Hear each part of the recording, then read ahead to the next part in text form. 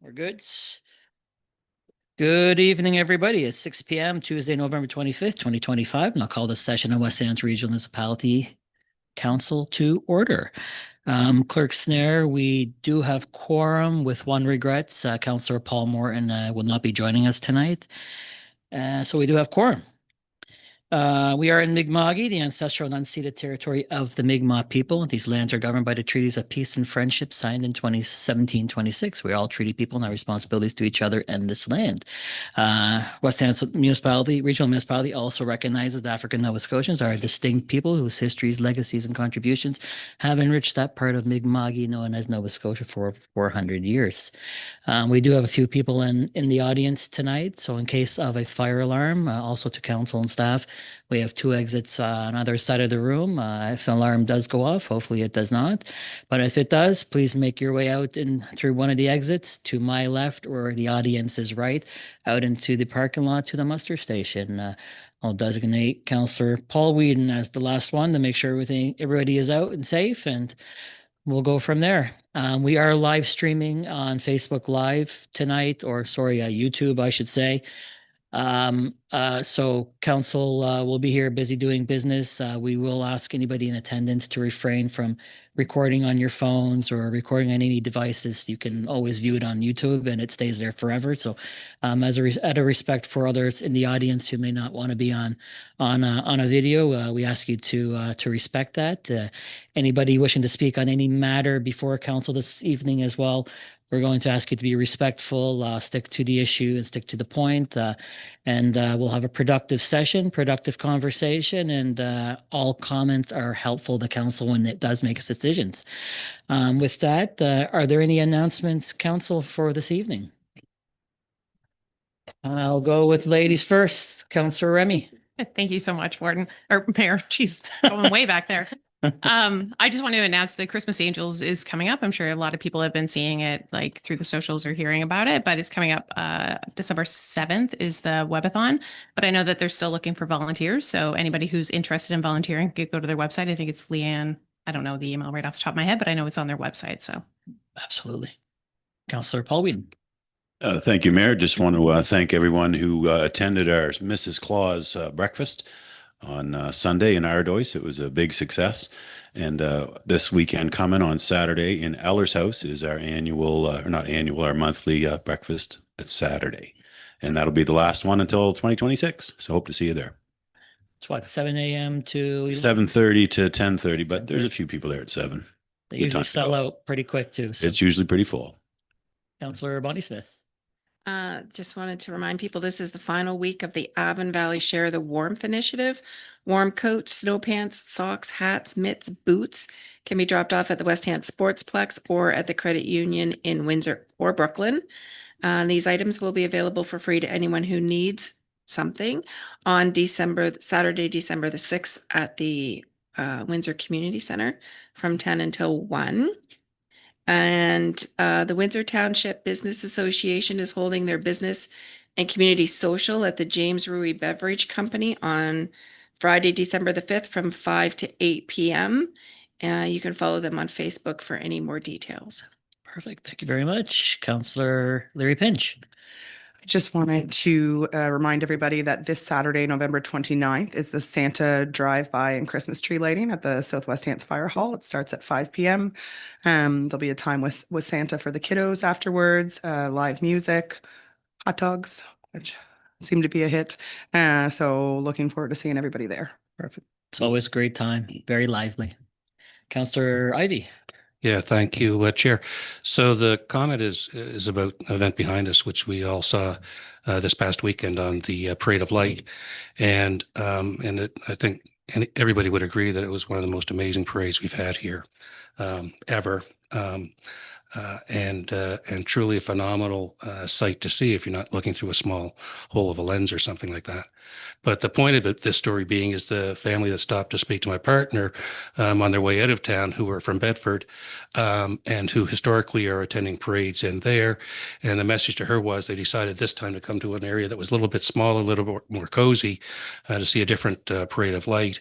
And they commented similarly that they hadn't seen a parade like that before, and that they would be coming back and making this their site for the years to come. Nice. It was very well done. Kudos to Vanessa Roberts, all community development, ground search and rescue, RCMP, fire department, Christmas Angels, Crown Crier. I know I'm leaving out more people who chipped in, but I really want to give credits to Vanessa Roberts. She works behind the scenes, but honestly, she does a great job putting it all together. So kudos to them. But many comments on the parade. No more lights. All right, we'll move on. Approval of the agenda, including additions or deletions. I got a couple of changes, council. We will be moving up 13BI. It's a request from the DNI committee to postpone the second reading to the Peace and Good Order bylaw. So we'll address that before we get into public hearings. And I have a request from Director Rochon to remove in the financial updates 12A and 12D. So we will remove those two items for tonight's meeting. Is there anything else from council? If not, we'll look for a motion to approve the agenda. Moved by Councilor Yanish. Is there a second? Second by Councilor Louis. And that's with the changes there. That's why we're doing that. All right, all those in favor signify by hands up. Opposed? Motion's passed. Thank you very much. All right, any declarations of conflict of interest this evening? All right, lovely. We have previous meeting minutes from October 28, 2025, council minutes, and October 28, 2025, public hearing minutes on PID 4505-3220 King Street, Windsor Development Agreement. Those minutes were circulated in your package previous.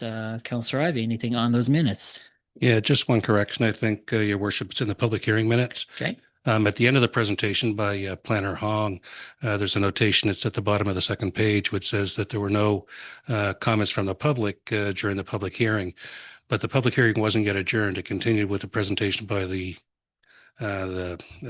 proponents of the application, as well as questions from council and then questions from the public, during which time it does note towards the end that Mr. Rippey stood up and asked questions. So the first one should be removed, just to avoid any confusion that there were no public comments during the hearing. All right. We'll make those corrections. If I recall, that was the case as well. So we will make those corrections. And if there's nothing else, all right. So we'll have that corrected, and we'll have those as approved that way. All right, so we do have a request from the DNI Committee Council as part of the package. So request to pause public hearing and second reading of the Peace and Good Order bylaw, our COPG-001 until February 2026 for that committee to take a look at the bylaw. If we can put that recommendation up on the screen there, and council can have a discussion on it.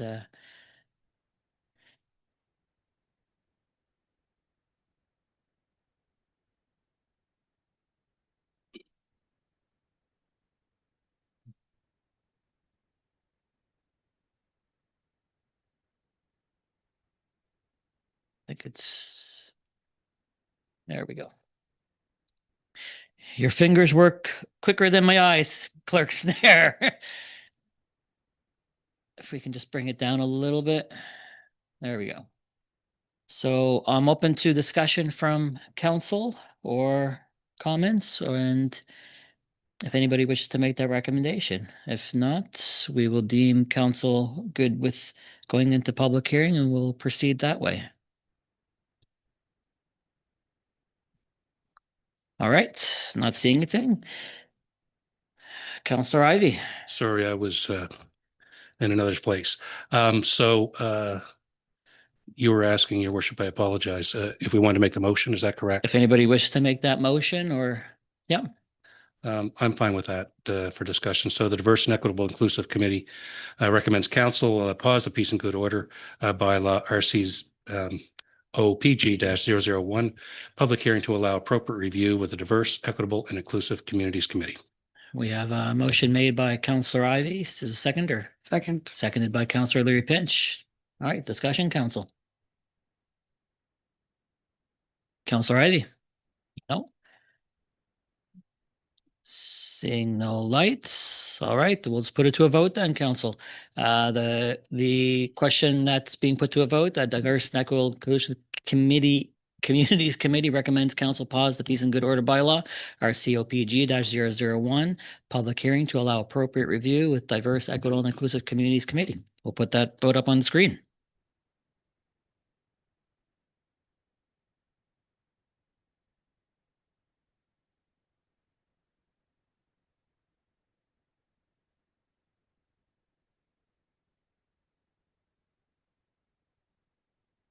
We'll close the voting. And we will postpone that public hearing till February. All right, thank you very much, council. We do have a second public hearing tonight, the rezoning PID 4528-105103 Old Walton Road, Upper Burlington. Would council like to go into public hearing? I need a motion from council. So moved. Moved by Councillor Leary Pinch. Is there a seconder? Second. Seconded by Councillor Ivy. We'll put that vote up on the screen there.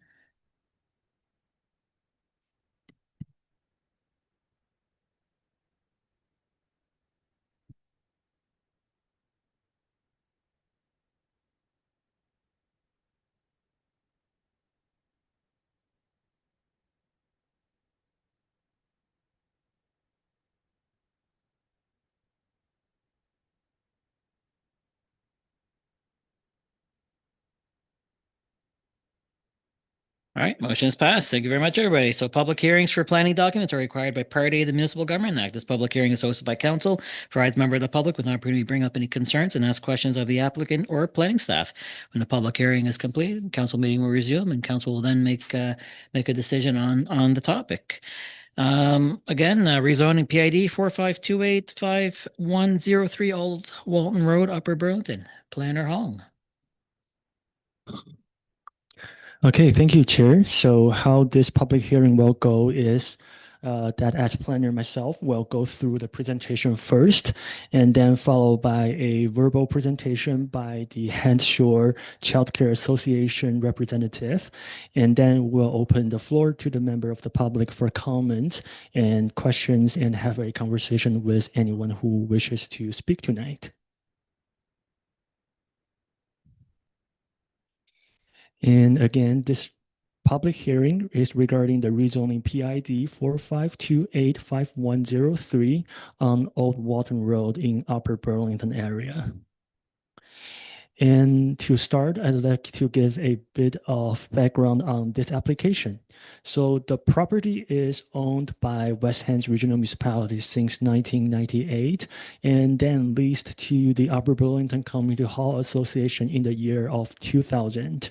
And on May 13th this year, the Hand Shore Child Care Association made a presentation to council to ask them to grant the land for the purpose of a child care facility.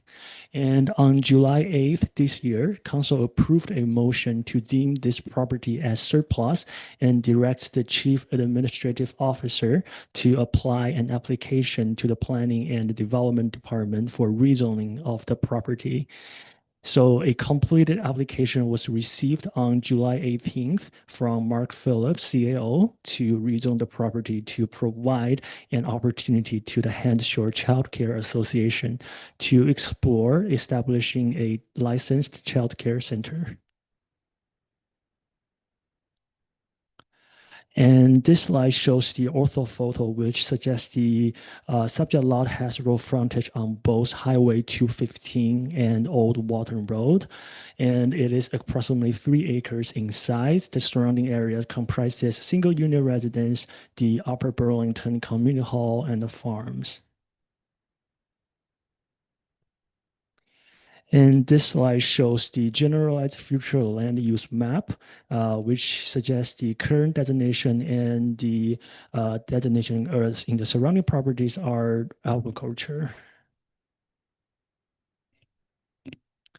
And this slide shows the current zoning map of the subject lot. It is currently zoned open space, which permitted a variety of uses such as cemeteries, historic sites, outdoor recreation uses, parks and playgrounds, and so forth.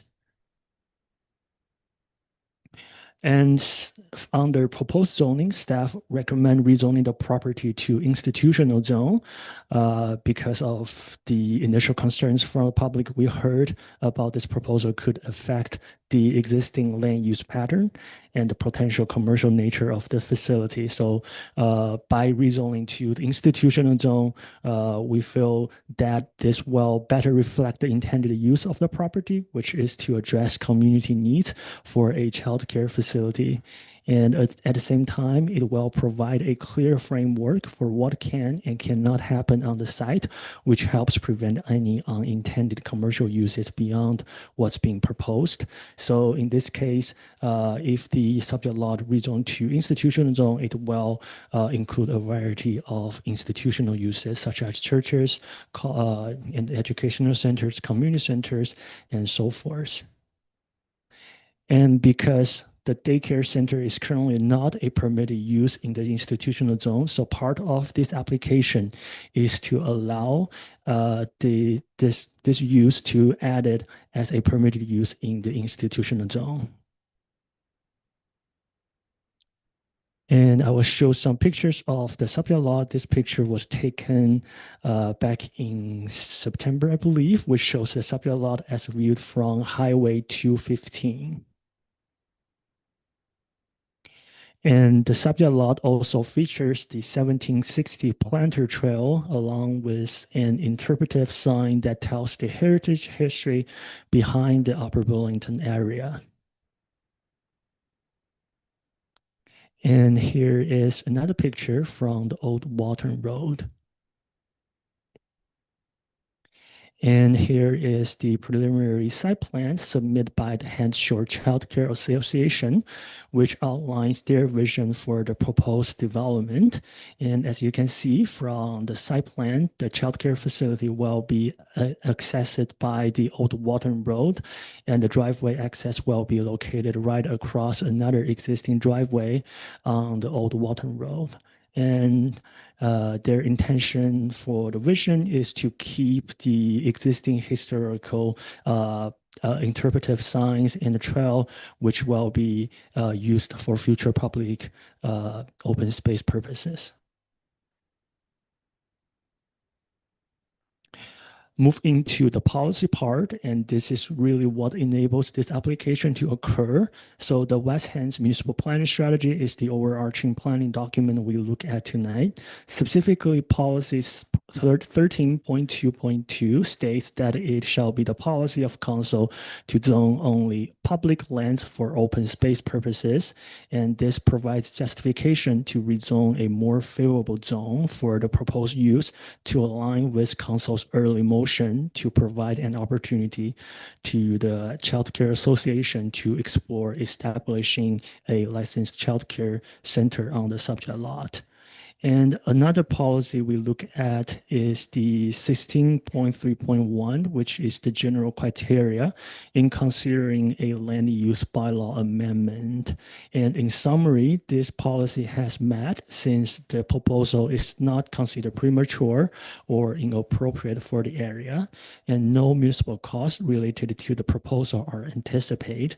And the development officer, manager of building and fire inspection services, district manager of the Nova Scotia Department of Public Works have no concern which have not been addressed in my staff report.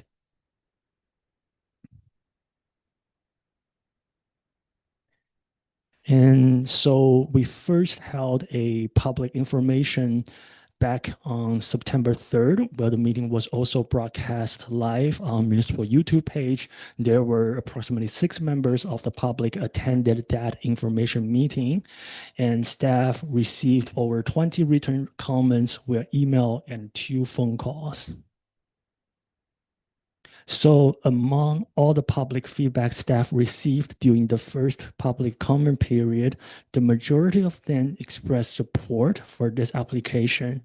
And in summary, they stated that this application will address the need for childcare facilities, specifically in Hands Shore area, and will significantly reduce the long wait list of the current childcare services. And also it will bring overall benefits to the community growth and employment opportunities. And at the same time, staff also received several comments in opposition for this development. And some of the main concerns are the potential impact on land use patterns and the surrounding residential character, suitability of this location for a facility this nature, concerns about traffic safety and the capacity of the road network from the proposal, and also concerns about potential loss of heritage and community open space. And staff brought this application to the Planning Advisory Committee for a recommendation on October 9th. And during the meeting, the committee discussed the relationship and order between transfer of land and the rezoning process. And staff clarified in the meeting that the transfer of land is not being considered as this application and will be brought forward separately to council for consideration. And the committee also discussed the clarification on whether the recreational uses, such as the existing trail and open space feature, for example, like the interpretive signs, can be maintained after rezoning to institutional zone. So staff later confirmed with the development officer that this type of passive recreational uses are allowed in any zone across West Hands. And tonight's public hearing was advertised in paper on both November 7th and 14th, and the deadline for comments was Friday last week. Staff didn't receive any written correspondence during the public hearing comment period. However, staff did receive one opposition letter outside of the comment period, which was submitted yesterday, and stated concerns about the potential increased traffic volume this development may bring.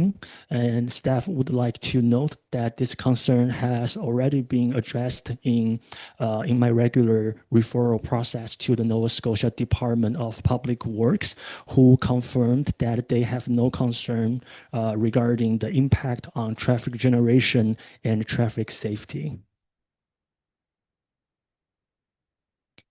So speaking on the planning process and timeline, we are here tonight at the public hearing and the second reading. At this stage, all statutory requirements have now been met, and council will make a decision on this matter. And if council approved this application, the notice of approval will be placed in paper, and that will follow by a 14 days appeal period.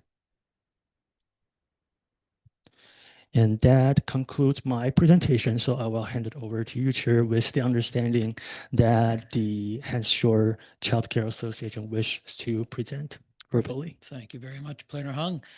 We will take the association's presentation at this point.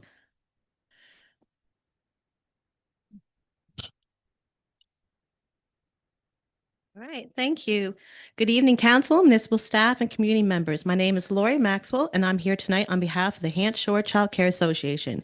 We strongly support the proposed rezoning of PID 45285-103 to allow for a new child care facility in Upper Burlington. I would like to take this opportunity to extend a thank you to the West Hants staff for all the work on this to date, and to thank council for listening to us back in May and making the move to make this rezoning happen. So thank you. We really appreciate it. There is a clear and undeniable need for childcare spaces in West Hants. To speak to the viability and need at this particular location, we launched our wait list in February for the proposed 2027 opening, and we have heard from 58 families, which represents 68 children who are eligible for the 2027 opening date. Also from that wait list, 41 children are eligible for before and after school programming, a service that can be provided by our nonprofit at our elementary schools. This wait list, it is important to note, was only shared on our Facebook page, demonstrating just how significant the need is within our community. The lack of quality and consistent childcare affects families, employers, and our local economy. This project is an opportunity to address the gap in services in a meaningful and lasting way. So, why this parcel of land? This location offers an exceptional combination of accessibility, safety, community benefit, and an opportunity for municipal support. making it a well-suited for childcare facility. Accessible, it's situated at a key intersection used by all traffic leaving the shore. The facility will serve both Dr. Arthur Hines School and Brooklyn District families. Safe traffic flow. With the entrance located on the side road, the site offers a much safer environment for drop-off and pickups. The parcel has been underutilized. The Upper Burlington Community Hall has given unanimous support for the project. Moving forward, they will be releasing their 25-year lease of the property. The 3-acre parcel offers ample and appropriate space, allowing for multiple complementary uses. Municipal and community support. If council is prepared to offer this parcel at no cost, this will give the project a significant head start and demonstrate a strong local commitment. The Upper Burlington Community Hall fully recognizes that a childcare facility and a community space can successfully coexist. The hall is also home to our local 4-H club, and we look forward to growing these partnerships and providing the hall with off-street parking. To address some concerns and suggestions. While this proposal will increase traffic on the old Walton Road, it is not expected to compromise road safety. All vehicles entering and exiting this short stretch of road will be slow moving, and staggered drop-off pickup times and adequate on-site parking and a circular pickup loop will help with efficiency and minimize congestion. A childcare facility and community space can coexist and in fact are quite complementary to one another. Similar to a school setting, the facility will remain secure during operational hours, but the community will be welcome to use the outdoor play space after hours and to participate in community engagement events inside the facility. The perimeter trail historic feature and planned gardens will remain accessible at all times. Rezoning this parcel does not take away from rural character. Rather, it enhances the community's desirability by adding valuable services. Noise from outdoor activities will be minimal, supervised, and limited to business hours. This is not an all-day high-intensity operation, and the sound of children playing is normal and expected aspect of a family-friendly community. Also, it's been suggested that smaller facilities be open in community halls. Programming requirements, safety and facility regulations governed by the Early Learning and Child Care Act makes this not feasible or financially viable. It would also take away from the resurgence of our vibrant community halls. Rezoning decisions are ultimately about determining what best serves the public interest. In this case, the benefits are clear: reduced childcare shortages, local economic support, increased family stability, and a community asset that meets a demonstrated community need. For any interested parties, we are hosting our first annual general meeting on Wednesday, December 10th at the Center of Burlington Hall at 6 p.m. We strongly encourage families in need, community go-getters to come and possibly join our board. Thank you for your time. Thank you very much, Lori. If there's anybody in attendance tonight, before I get to anybody online there who wishes to speak on this matter, we can take those comments now.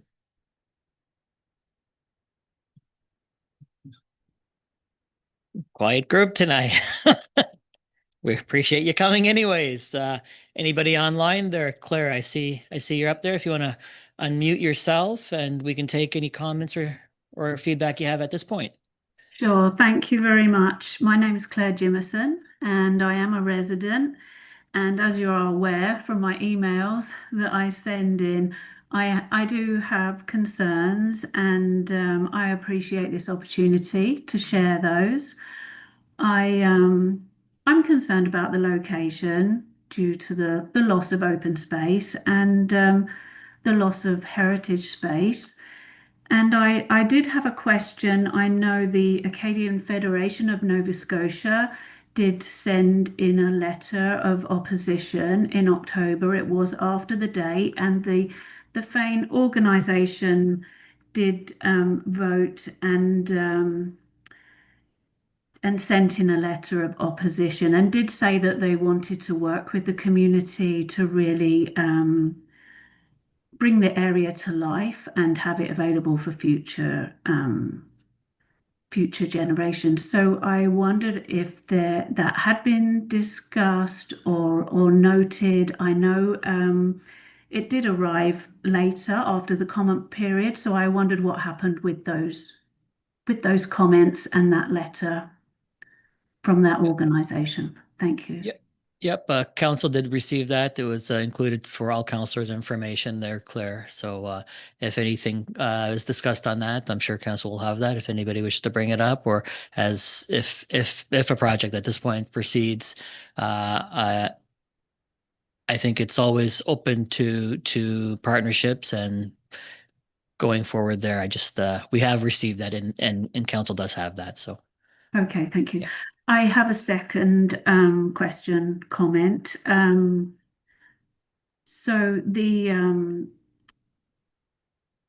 I just understand it's best practice to look at the traffic, the impact of increased traffic, either alongside the rezoning application or actually beforehand, particularly for projects that are talking about converting open space to institutional, and that data would inform a decision and also reveal any costs that might be associated with upgrades that were needed. So without that information, is there any plan or is there any point where that actually happens in the process? Yep. So part of the planning process is our planning department or our traffic authority reaching out to provincial traffic authority and explaining the project and having them comment on it. I can't speak to the provincial procedures. I don't think Troy is here tonight. But they would do anything that they need to do on their side, whether their studies or how they go about collecting that information, and they give us yes, it should not proceed based on what they found, or we have no concerns, which would affect the traffic flow or congestion, etc. Which is the Okay. word that they have given us. They have no concerns with this type of use on that property right now. So if the zoning and the planning went ahead, and then it was recognized that there was traffic control, road widening or lighting, this is a very narrow country road, as I would say, but so there may be so there's no costs anticipated, but there may be costs. There may be significant costs if that was discovered later after the rezoning has happened. Yeah, with provincial roads, no direct cost to the municipality, Claire. Again, Okay. there would be cost to the provincial budget, but again, not part of our process by any means. Okay. We just get a I- yes or a no on the traffic flow and whether it's acceptable or not. And they've given us part of our document or part of our process saying, yes, there's no concerns from the provincial side of things. Okay, and I just have a couple of quick questions about the childcare. And as a mother and grandmother, I have no problem with child noise, children playing. I wondered what the hours of opening would be and the age of the children. Yeah, just so I guess Right. Laurie might be able to answer those I will questions. I will have Lori come back up, who would be better able to speak to that. Thank you. Regarding the age group, it's for the provincial funding provides from 0 to 5 years old is the age group. And then regarding what was the second part? Oh, The it was the outside opening, time? kind of opening. So I was wondering about, do they come for the whole day? Is it half days? Do they? It's probably 7 to 5. And regarding outdoor noise, I don't quite know the requirements of outside time. You might know, but it is two lots of time, usually an hour each time. Yeah, I'm not concerned about outside children noise. I am concerned about traffic and the loss of the space, but I am not concerned about children playing. That's a good noise. So thank you very much. And I appreciate you taking the time to answer my questions. Thank you. Anytime, Claire. I'll open it to the floor once more before we do conclude our public hearing. If anybody in the room tonight wishes to speak, I'll give you another opportunity. We'll get you to come on up. We'll get you to click the mic on here and state your name for the record. Then My name is Emily Carroll, and I'm a resident of Upper Burlington. And I would just like to know how it was deemed that this would not affect the quality of life of the residents in the area. Could you speak from to it- your report, Planner Hong, or? In either aspect. Well, through chair to the resident. So as outlined in my report, the intention of this rezoning is to rezone to the institutional zone, which is generally to accommodate land use that serve public and community purposes. And so from a community service perspective, daycare centers provides a service that will benefit the families and the surrounding areas. And from a public interest perspective, it will be operated by a nonprofit organization. And again, it serves a public function by supporting childcare needs. And so I hope that address your question. so that's the information in the report, and that's the staff recommendation. Until council has its discussion and debate on what their thoughts are, that'll come after this portion. So you may get more insight from councilor's perspective as well, in regards to your question. Thank you. Yeah, absolutely. All right, anybody else? I tried all I could. So anything else on your end, Planner Hong? You're good? All right, with that, we'll conclude public hearing. We will resume our council meeting at this point. We do have a recommendation that Clerk Snare will get up on the screen momentarily here. And we will. Oh.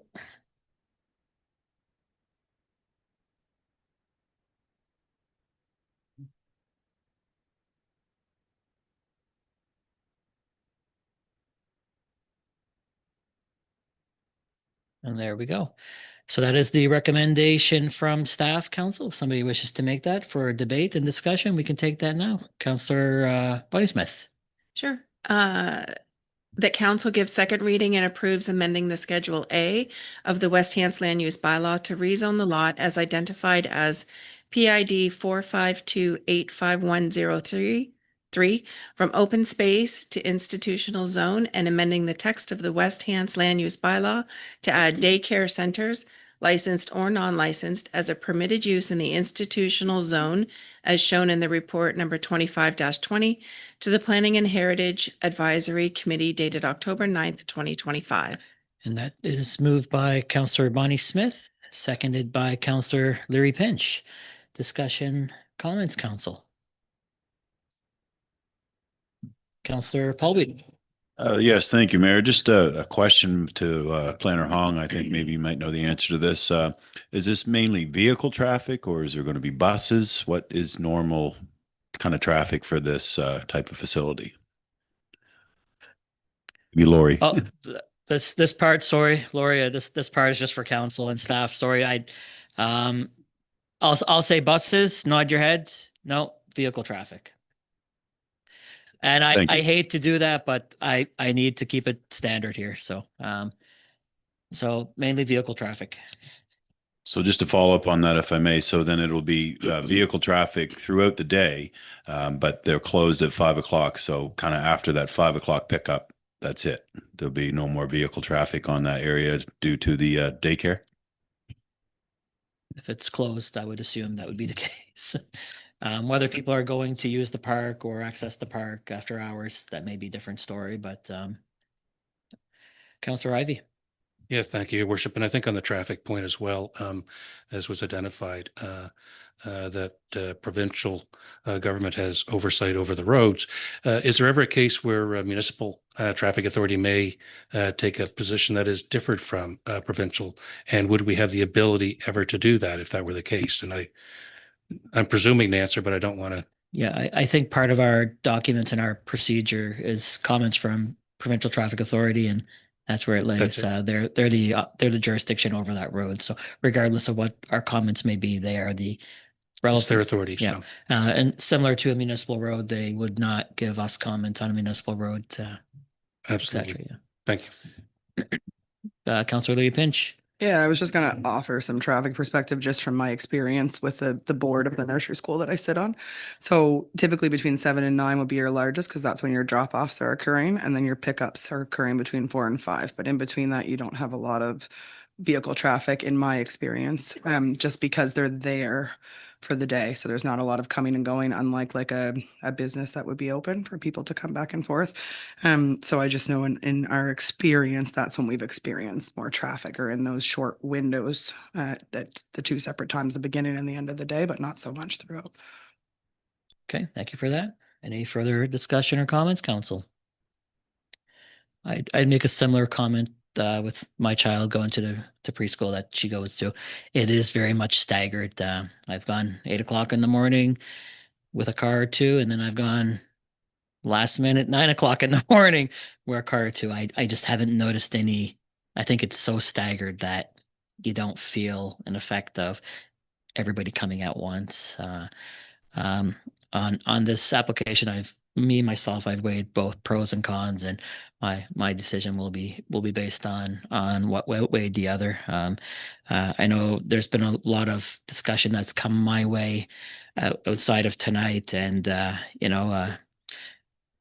kids playing and noise and vehicle traffic. It can be an interpretation that could be different for every person that you speak to. And, some days kids drive me nuts. Other days I love them to death. So today is one of those days. I'm not a fan of kids, to be honest with you. We'll see if it affects my decision, Lori. I don't know. But with that, seeing there's no more lights on tonight, we will put this to a vote. So the question that council will be voting on, that council gives second reading and approve amending the Schedule A of the West Hampton Land Use Bylaw to rezone the lot as identified as PID 45285103 from open space to institutional zone, and amending the text of the West Hampton Land Use Bylaw to add daycare centers, licensed or non-licensed, as a permitted use in the institutional zone as shown in report 25-20 to the Planning Heritage Advisory Committee dated October 9th, 2025. We can put that vote up on the screen, Clerk Snare.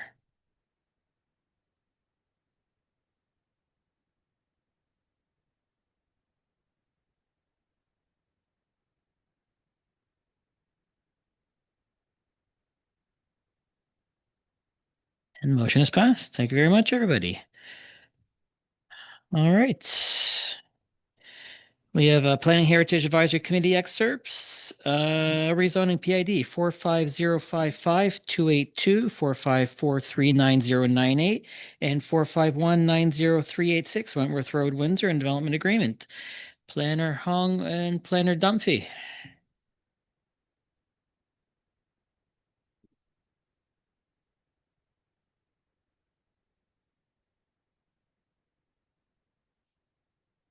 Changing locations on us. Sorry, council, we have a combined presentation tonight, so that's why we're changing where we're sitting. So we'll have the presentation up. Will start out. He will do his portion, and then we'll swap over to mine. I will conduct my presentation, and then at the end, we're going to come upon two different sets of recommendations, and maybe we'll approach them, the first set of Will's recommendations, and then my set afterwards. Okay.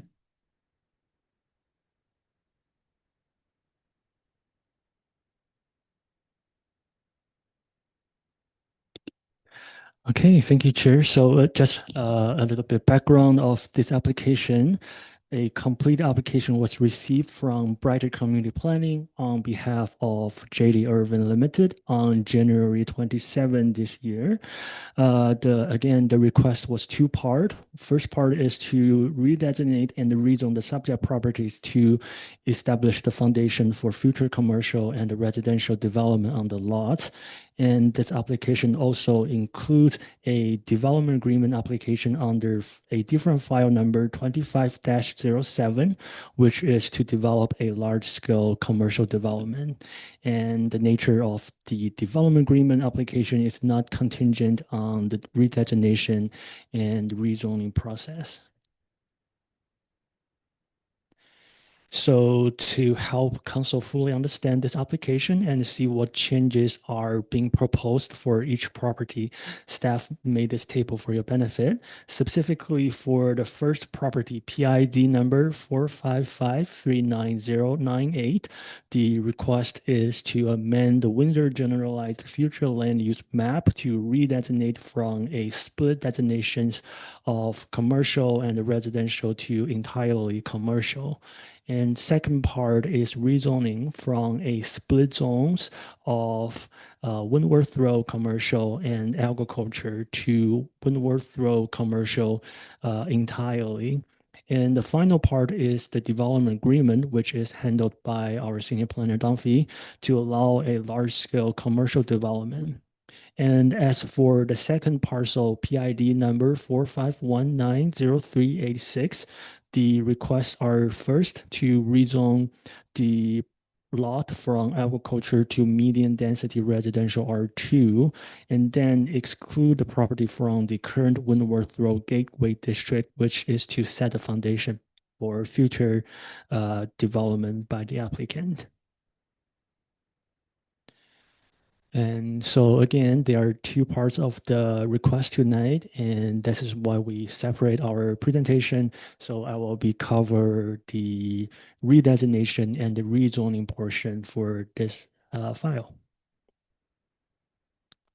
And another thing I would like to note is that this application is unique in a way that one of the parcels crosses two planning areas. So you will see this dashed line on the map, which represent the planning boundary between Windsor and West Hands planning areas.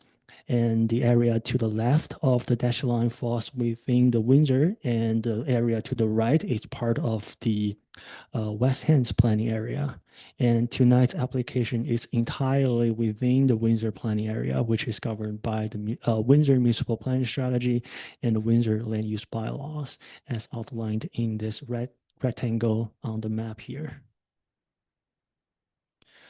So this map shows the current generalized future land use map, which indicates the front portion of the subject properties along the Windward Road are designated commercial and the rear portion is designated residential.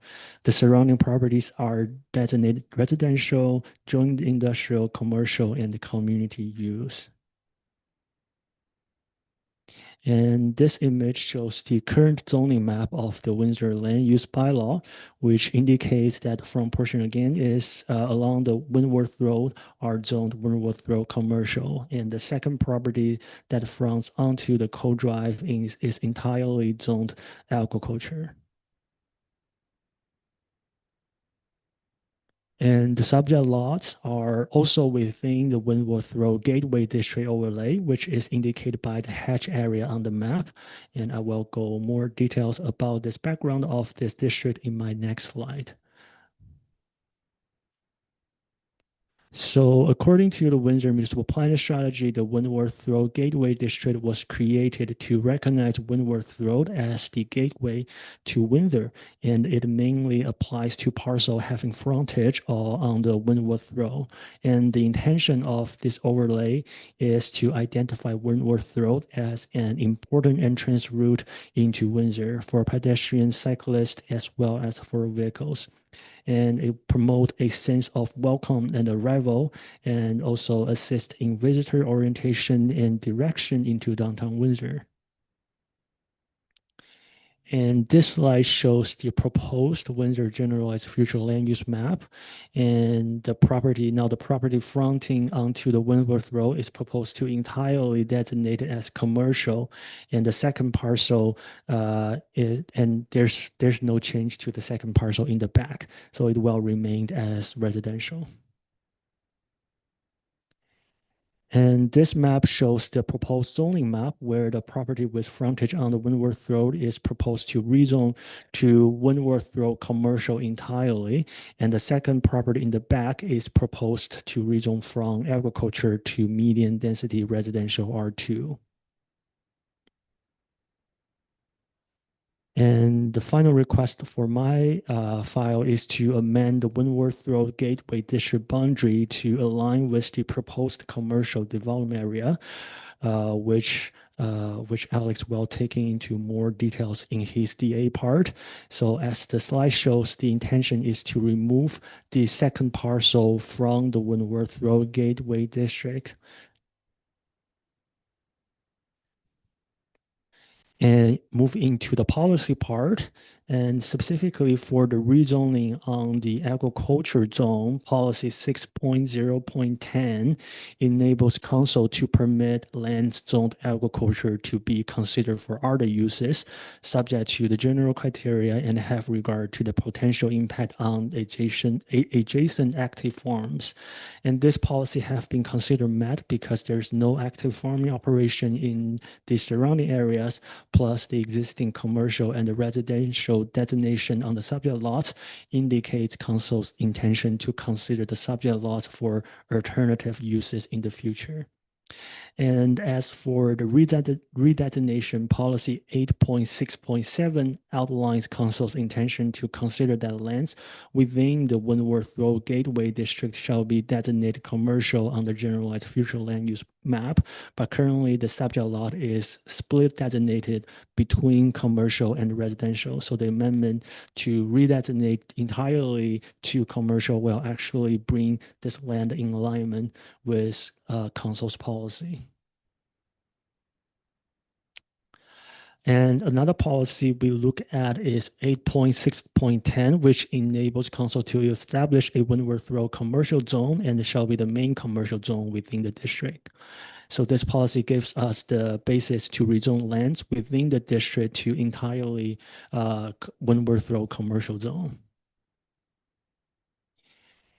And the final policy for my part will be 16.3.1, which is the general criteria in considering a land use bylaw amendment application. And in summary, this policy has also been considered met since the proposal is not considered premature or inappropriate for the area, and no municipal costs related to the proposal are anticipated.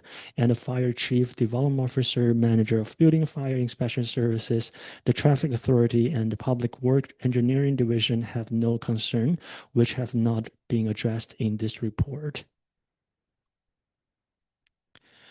And so this application followed the process on the slide here, where we are at the council tonight for first reading.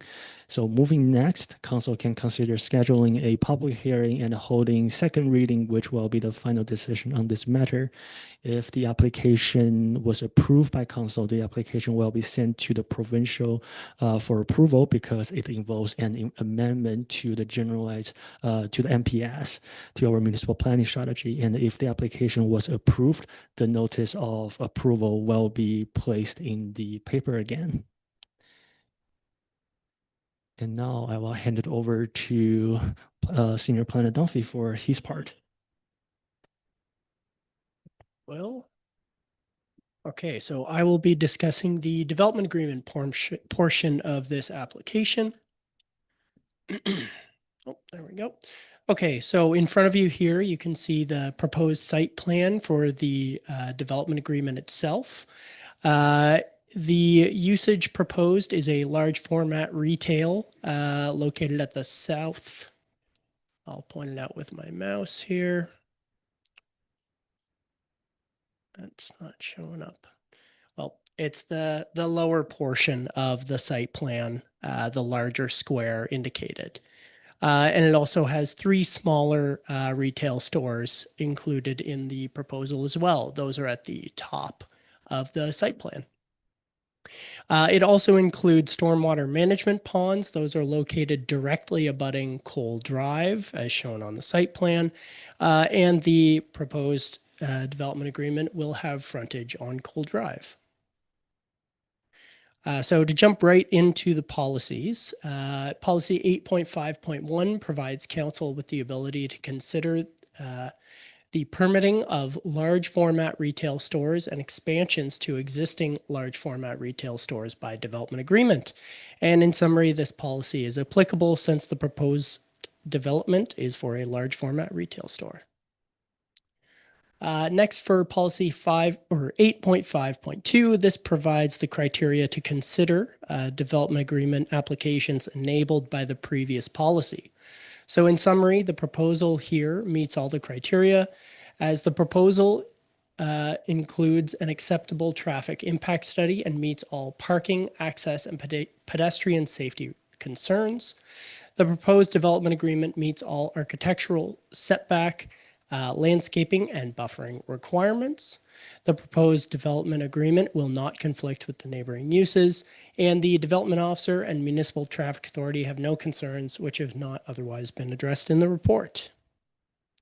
So the next we have policy 8.6.16 and policy 8.6.4 as they both provide similar criteria. And this is additional criteria when considering proposals for development agreements within the Wentworth Road Gateway District. So here the proposal meets the criteria as the proposed development agreement will not conflict with neighboring uses.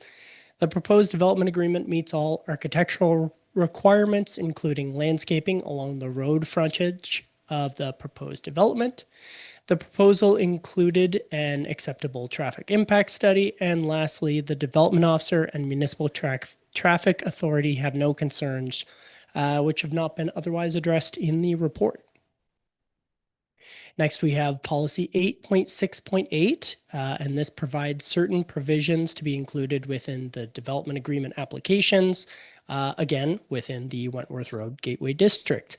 In summary, the proposal meets the criteria here, as the proposed development agreement includes a natural buffer along the road frontage of the proposed development, as well as a provision to require landscaping within the parking areas. The proposal also does not raise any pedestrian safety concerns, and the development officer and municipal traffic authority have no concerns, which have not been otherwise addressed. And last policy here, 16.3.1, this establishes the general criteria that must be considered for all development agreement applications. And in summary, the proposal here meets the criteria as the proposal is not considered premature or inappropriate for the area. The stormwater management system is proposed to be cost shared with the developer up to $281,821.88 plus HST to be paid by the municipality, with a 50% of that project cost being covered by the provincial government. This was reviewed by the municipal project engineer, director of financial services, and the CAO. And lastly, the fire chief, development officer, manager of building and fire inspection services, public works engineering division, and municipal traffic authority have no concerns not otherwise dealt with. So next here is a diagram showing the easements and land conveyance. At the end with my recommendations, there is an additional recommendation which summarizes what I will explain here. But this diagram is just to fully display what the land conveyance and easements within this development agreement are. So to start off, the light green portion at the top left of the site plan is labeled easement A. This is an easement in favor of the developer crossing over municipal land to allow for access to Cole Drive from the development site. The next is the red portion at the top of the site plan. This is noted as parcel A, and it is a portion of the municipal property that is being conveyed to the developer. Again, this is for access to Cole Drive to allow a second driveway access. The next is a roughly L block light blue shape. And this is labeled as easement B. This is being conveyed from the developer to the municipality. And I apologize, not conveyed. This is an easement for storm drainage. Next, we have easement C, which is the blue block at the bottom of the site plan. This is part of the developer's land, which will have an easement on it in favor of the municipality for storm drainage and access. And lastly, the purple parcel. This is parcel B, part of the developer's land, which is being conveyed to the municipality. Sorry for that lengthy explanation, but hopefully that summarizes it. So next, just to summarize some of the discussion at PAC, we had a lengthy discussion around stormwater management and the cost sharing, as well as the impact or the traffic impact study. So just to summarize the stormwater management cost sharing, the proposed stormwater management plan was negotiated to both accommodate the development and improve the stormwater capacity above what is required, and that is for municipal benefit. This is the reasoning for the cost sharing of the project. So it's not just going to accommodate the project itself, but it will also increase capacity for the municipality beyond what's required. Next, ponds 2 and 3 are existing. I will just pop back. Ponds 2 and 3 are at the top of the site plan in between the green and red portion here. They are existing but require upgrades since pond 1 is being eliminated completely. Flow control structures are also being added as part of the overall stormwater management plan. And if there are any further questions later on from council around the stormwater management plan or cost sharing, we do have the municipal project engineer to assist with questions tonight. Next, into the traffic impact study. So the traffic impact study was conducted by a qualified engineer. It was reviewed and accepted by municipal staff after being compared to existing municipal traffic data. The recommended improvements within the report must be implemented by the developer, and the report also references global recommendations to improve municipal and/or provincial traffic capacity, which will be the responsibility of the municipality and the province through future capital improvements. So similar to the stormwater management discussion, we have the Municipal Traffic Authority here tonight if council has any further questions on the traffic impact study. And with that, we are at the process chart for my portion of the application. It is slightly different than Will's. So in this one, we're at first reading tonight. It will move on to public hearing and the second reading once it has been scheduled. And if approved there, a notice of approval would be placed in the paper with a 14-day appeal period to follow. So the difference between the development agreement portion and the redesignation and rezoning is that this is an appealable process, the development agreement. However, the amendments are not because they include an amendment to the municipal planning documents, and any amendments to municipal planning documents must go for ministerial review. So that brings me to the end of my presentation portion. So we have a couple of sets of recommendations, and I'll hand it back to the chair here. Perfect. Thank you very much, gentlemen. Questions, council, to Planner Hung or Dumpy? I know it's a complicated application, but I think they've explained it quite well and separated it quite well. So we appreciate that, fellas. I have Councillor Paul Whedon.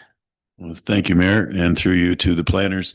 I'm a little bit confused. Is there an entrance off of Wentworth Road into this site as well as the two on Cole Drive? So there'll be 3 entrances to this property? Through you, Chair. Thank you to the councillor for the question. Through this development agreement, because there is another portion, as you can see up on the screen, another portion of the property to the left-hand side, completely blank as shown on this site plan, that currently has an accepted site plan and permitting for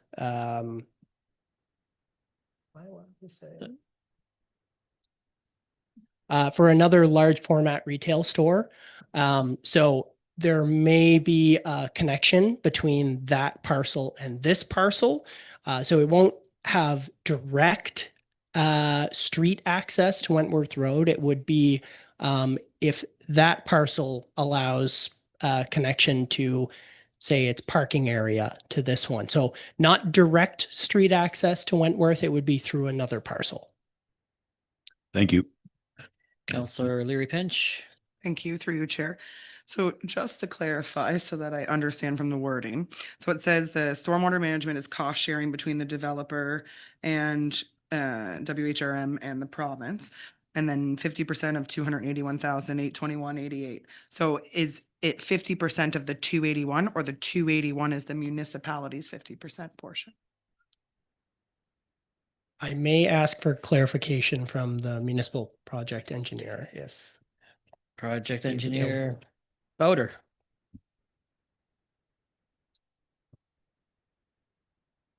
So the question would be the 281, that's the half share that municipalities, or it'll be half of that. So through the through the chair, it would be half of the 281. Okay. The numbers are rounded a little bit in the application to the province, but yes. Perfect. Any further questions? Councillor Ivy. Yeah, thank you, Mayor. My question through you to Planner Dunphy, I believe on this one, which is where we saw the traffic component, I think, highlighted a bit more than we saw in the first portion. And the question is, it's identified there that the traffic study was done by an engineer, but who was that? Are we able to ask about that? That was done by the proponent's engineer or an engineer hired by the proponent? And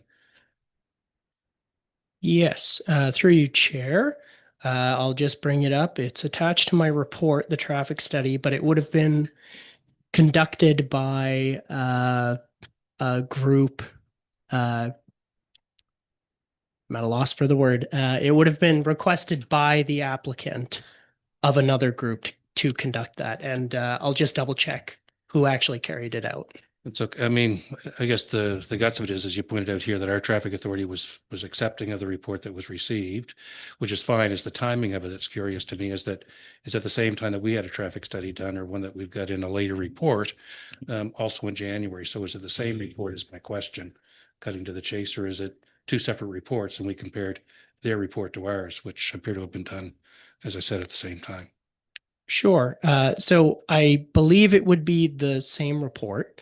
Maybe I'll ask for the municipal traffic authority to correct me if I'm wrong here. Traffic Authority Burgess. Through you, Chair, to Councillor Ivy. Can you just clarify the question or just restate Well, it? we've got a report coming up later on. In fact, it's the next item or two down here as it relates to the Wentworth Road Payzant connection. That's a study that was done in January of the previous year. This one, I believe I noted it was done at the same time. Is it the same report, or did the proponent here do his own traffic study same time we were doing ours, and so you were able to compare the two? Is there two studies or one?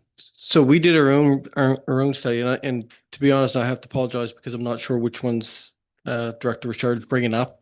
Sure. But we did do our own, and the proponent did their own as well.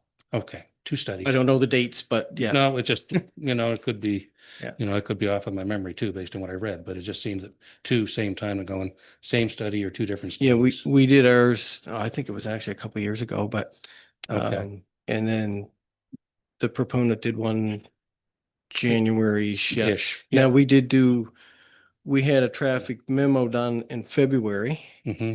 which maybe is the one you're thinking of. So that was done through us. Okay. It was actually the same consultant, so that may be some of the confusion as well. Sure. And so, I mean, because the guts of this is that when we look at what's taking place on the road here and the design and questions asked about access, A through Wentworth plus on Cole Drive, it says was commented at in the PACAC meeting. It's already a very busy area with traffic, and that we've got the capacity to handle this. A, with current width of road, to the question asked about future costs and so on, but you're comfortable with what you're seeing here on paper that, I am, yes. yeah, okay. Thank you very much. I appreciate that. Councillor Yanish. Yeah, thank you, Your Worship. The development of agricultural land was mentioned a few times in the presentations, and I'm just wondering if an agrologist report is required in this case. Leonard Hung. Through Chair to Councillor Yanish, that's a good question, and it's actually also brought up by the PAC member in the PAC meeting earlier this month.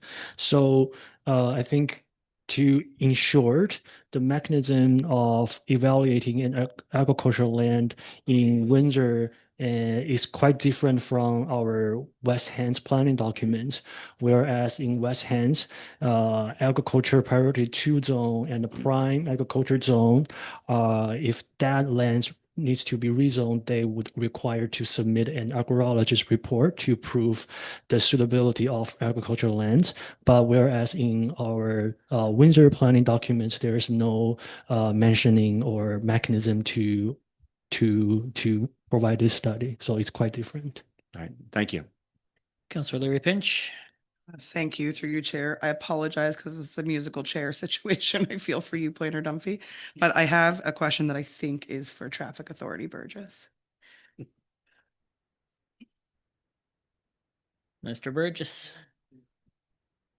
You might as well stay up there as well. We'll probably have you up here as well, Director Richard, at some point. And Climate Action Coordinator Ogilvy, Director O'Shawn. All right, Troy. There was some discussion, and I don't happen to be somebody who, like, as a pedestrian, goes shopping within the Windsor district because I am commuting in. But at the planning committee meeting, there was some concern over how easily it would be accessible from a pedestrian trying to access the businesses based on where the driveways were on Cole Drive, and that there wouldn't be access from the Wentworth Road frontage. Is that something, when you guys looked at traffic, was pedestrian traffic considered, or was it just automobile traffic? Through you, Chair, to the councillor. I think Planner Dunphy might actually have some better information on that as far as the access for pedestrians. Sure, yes. Through you, Chair. Within the draft development agreement, pedestrian access is required from any street access all the way through any parking area up to the main entrances of any buildings. And that can be accommodated through sidewalks, trails, crosswalks, a number of things to provide safe pedestrian access. So that is required within the draft development agreement. May I ask just one follow-up? Thank you. Is that something the developer has to provide? Because I know right now on Cole Drive, I don't think there's any sidewalks on the right-hand side. Right. So we can only require things on the site itself within the development agreement. We can't sort of hold them to developments offsite unless it's negotiated separately. So in this case, it's required for everything on site. And then any improvements that may come about from the traffic report that we got, if they directly benefit or are directly required for the development, the developer would be responsible for it. Or if it benefits the broader area, then it would be cost shared, or there would be some sort of negotiation on that side of things. Okay, thank you. I can definitely see a crosswalk being required at some point with those flashing lights, etc. So it's a good point to raise and etc. So, Councillor Ivey, you had a light on earlier, or? Yeah, it was a mistake, but it's not now. Thank you. So the question that I have is, and it goes back to the rezoning, and because there's a split rezoning taking place there with the portion that is agriculture, I believe, which is to the question that was asked earlier, and also with planning. And I just want to be clear on that, because I believe the GFLAM, the Generalized Future Land Use Map, had identified that it's agriculture now, it's zoned agriculture at present, but that it was GFLAMmed residential. And so the only reason that we're doing the motion to do the rezoning is because we're splitting it, dropping half down to commercial and keeping the other half residential. Is that correct? Or would we be rezoning this regardless?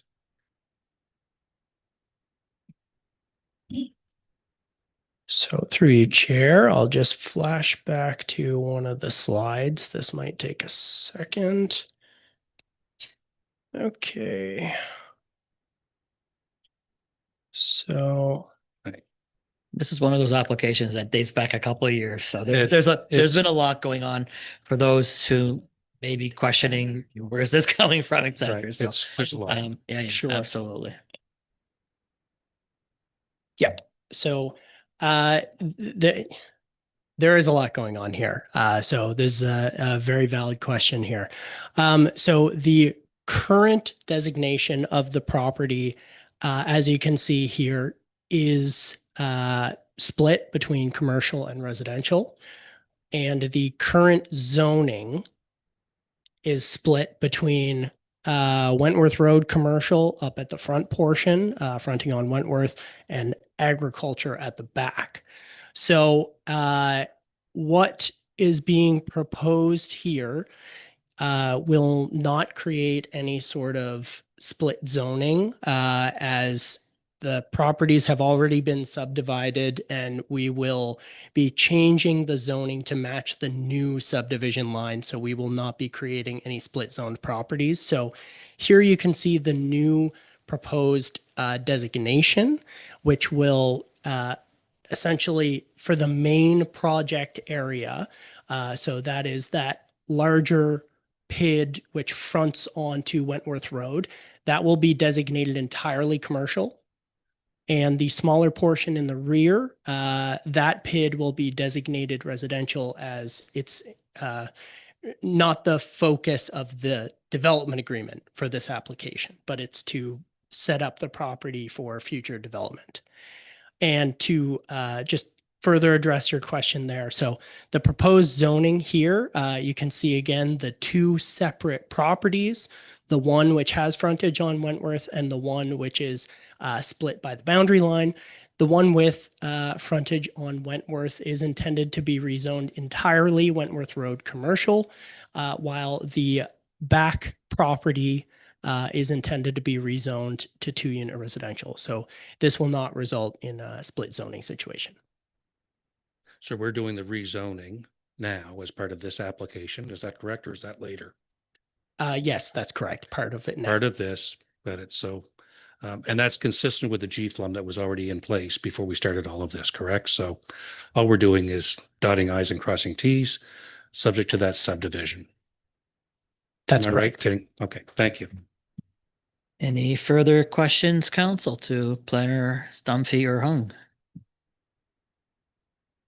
Nice. I think you guys got off pretty easy on that one. If you want to put up your first stack of recommendations.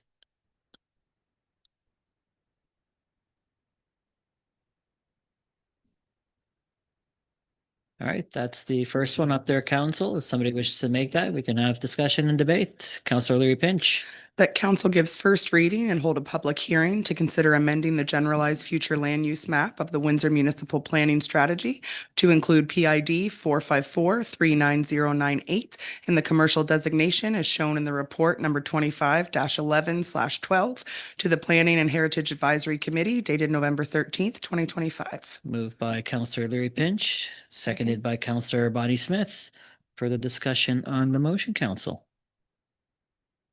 Seeing no lights, the question that's being put forward, the council gives first reading, hold a public hearing to consider amending the generalized future land use map of the Windsor Municipal Planning Strategy to include PID 454-39098, the commercial designation as shown in report 25-1112 to the Planning Heritage Advisory Committee dated November 13, 2025. If we can put that vote up on the screen, Clerk Snare.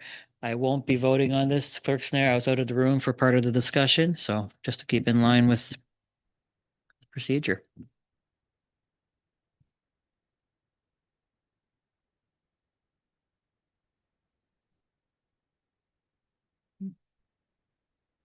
Motion is passed. Thank you very much.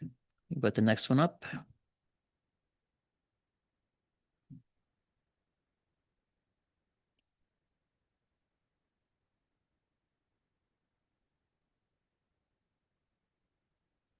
Councilor Leary Pinch. That council gives first reading and hold a public hearing to consider amending the zoning map of the Windsor Land Use Bylaw to rezone PID 454-39098 from a split zone of Wentworth Road Commercial and Agricultural to Wentworth Road Commercial entirely and rezoning PID 451-90386 from agriculture to medium-density residential and amending the Schedule B of the Windsor Land Use Bylaw to adjust the Wentworth Road Gateway District boundary as shown in the report number 25-11/12 to the Planning and Heritage Advisory Committee dated November 13th, 2025. Moved by Counselor Larry Pinch, seconded by Counselor Bonnie Smith. Further discussion on that motion, council? No lights, motion, or the question being asked, council give first reading, hold a public hearing and consider amending the zoning of the zoning map of the Windsor Land Use Bylaw to rezone PID 454-39098 from split zone of Wentworth Road Commercial and Agricultural to Wentworth Road Commercial entirely and rezoning PID 451-90386 from agricultural to medium density residential, amending the Schedule B of the Windsor Land Use Bylaw to adjust Wentworth Road Gateway District boundary as shown in Report 25-1112 to the Planning and Heritage Advisory Committee dated November 13th, 2025.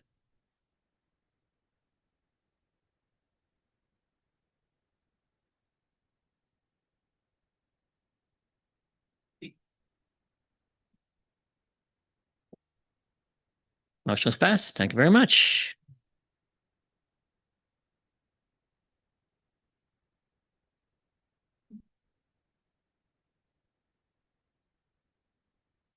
All right, that's the next one there, council.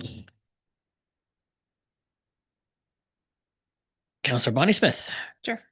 The council gives first reading and will hold a public hearing to consider entering into a development agreement to allow a large format retail store and several smaller retail stores on Cole Drive, PIDs 4543-9098, 4519-0386, and 4505-5282 in Windsor by development agreement, which is substantively the same as the draft set out in attachment B of the report. File number 25-07 to the Planning and Heritage Advisory Committee dated November 13th, 2025. Is there a seconder? Second it. Seconded by Counselor John Smith.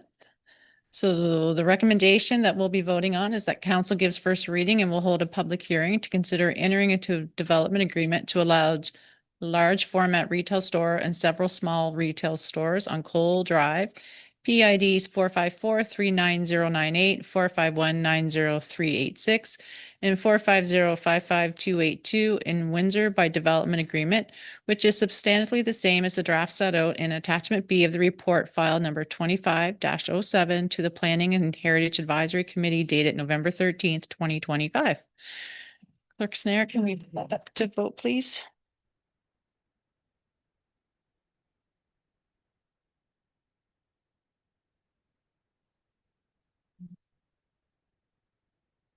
Motion passed. Thank you, everyone.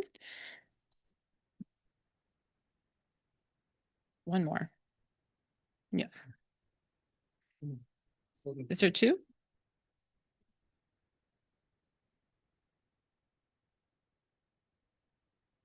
So there's another motion on for the development agreement. If someone would like to make it, Counselor Bonnie Smith. The council requires that the development agreement with JD Irving Limited, which permits a large format retail store and several smaller retail stores on Cole Drive, PIDs 4543-9098, 4519-0386, and 4505-5282 in Windsor be signed within 120 days from the date of final approval by council or the date that any appeals have been disposed of. Otherwise, this approval will be void and obligations arising hereunder shall be at an end. Seconded by Counselor Larry Pinch. So the recommendation that we will be making is that voting on is that council requires that development agreement with JD Irving Limited, which permits a large format retail store and several smaller retail stores on Cole Drive, PIDs 454-39098, 451-90386, and 450-55282 in Windsor be signed within 120 days from the date of final approval by council or the date that any appeals have been disposed of. Otherwise, this approval will be void and obligations arising hereunder shall be at an end. We'll put that up for a vote.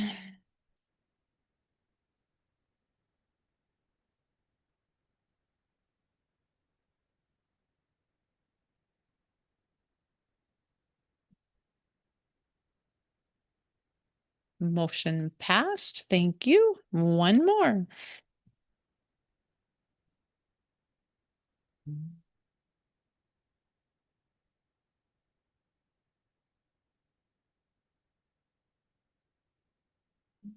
Councillor Bonnie Smith. Sure.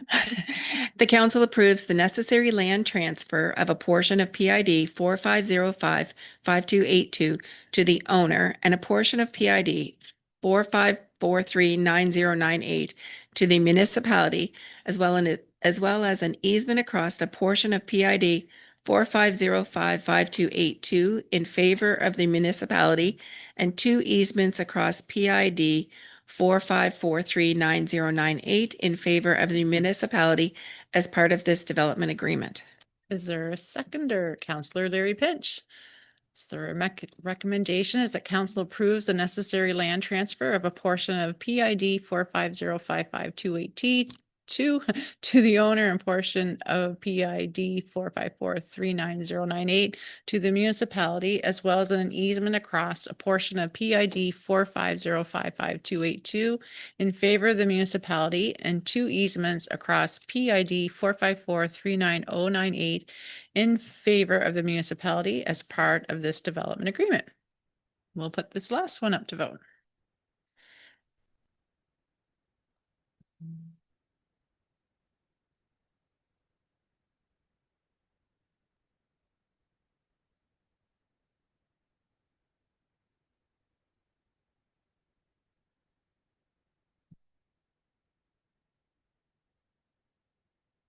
Motion passed. Thank you. Thank you guys for that. So we're gonna move along and we are down to 9B, rezoning PID 450385110, Highway 14, Windsor Forks, Planner Duffy. Thank you, Chair. Hopefully this one will be a little bit simpler than last one.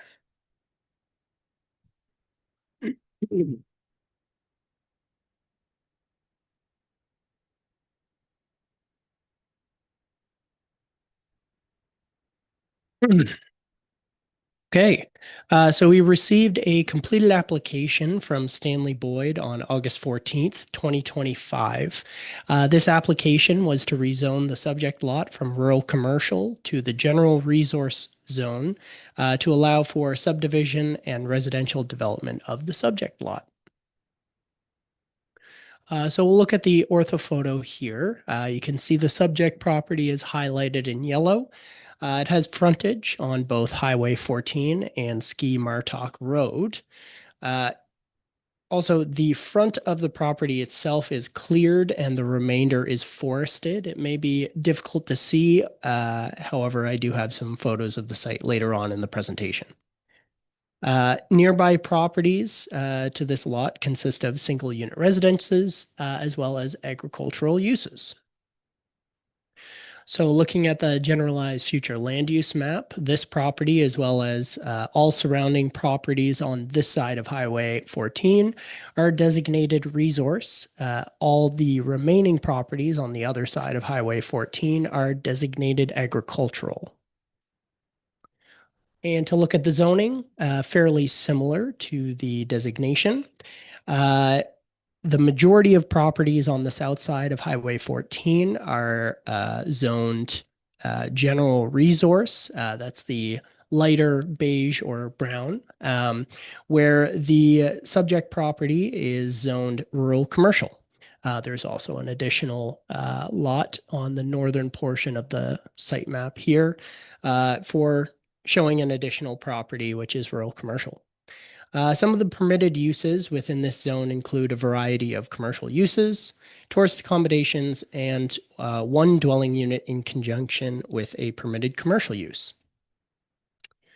Now, the proposed zoning of this property is general resource. This permits agricultural uses, resource uses, limited commercial uses, as well as low density residential uses, which is what the intent of this application is for.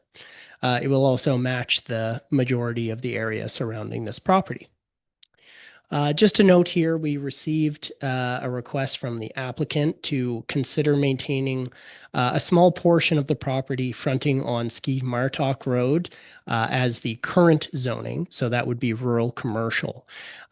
This map shown does not have the exact line. This is just an estimate.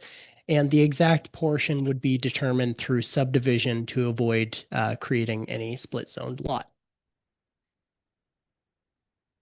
So here we can see the first image from the site visit. This is the front of the property on Highway 14 and shows that it's a cleared portion of it. Next, we'll look at the surrounding area. So on the top image here, we have Highway 14, and on the bottom image, we have some of the uses on Ski Martok Road. There's only one enabling policy here. It's 16.1.3. This provides council with the ability to consider rezoning properties to a zone which is permitted within the designation of an adjacent property. So the proposal meets this criteria since the requested zone, general resource, is permitted within the resource designation, which multiple nearby properties are designated, and that includes the subject property.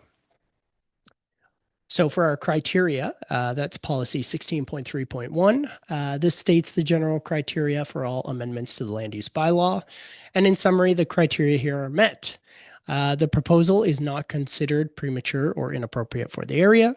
No municipal costs related to the proposal are anticipated, and the development officer, manager of building and fire inspection services, area manager of the Nova Scotia Department of Public Works, and Public Works Engineering Division have no concerns which have not been otherwise addressed in the report.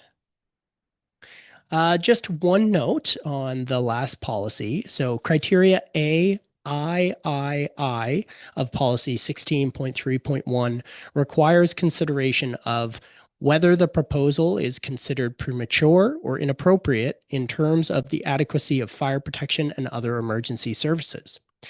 Staff did not receive a reply from the fire chief. However, the manager of building and fire inspection services had no concerns regarding the proposed rezoning. Based on previous responses received from the fire chief from similar proposals, staff are not anticipating any concerns regarding fire protection or emergency services.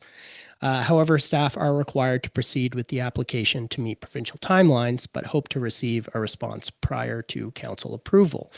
Staff did receive some discussion with PAC on this matter and are seeking alternative options in that case. So we hope to bring that before council approval. Next, for the public information meeting, it was held on September 3rd, and it was broadcast live on the municipal YouTube account. No members of the public were in attendance for the meeting, and the deadline for comments was September 17th. Staff also received no correspondence from the public on this matter. Looking at the process chart, first reading is tonight. It'll then move on to the public hearing and second reading projected for January 27th in the new year. If approved there, a notice of approval would be placed in the paper with a 14-day appeal period to follow. That brings us to the end of my presentation. Thank you, Chair. Planner Dunphy. Are there questions to Planner Dunphy, Council? Seeing none, I'll look for the recommendation. Councillor Larry Pinch. That council gives first reading and will hold a public hearing to consider amending Schedule A of the West Hants Land Use Bylaw to rezone PID 450-38510 on Highway 14 in Windsor Forks from the rural commercial zone to the general resource zone as shown in the report number 25-21 to the Planning and Heritage Advisory Committee dated November 13th, 2025. Second. Moved by Councillor Larry Pinch, seconded by Deputy Mayor Francis. Further discussion on the motion?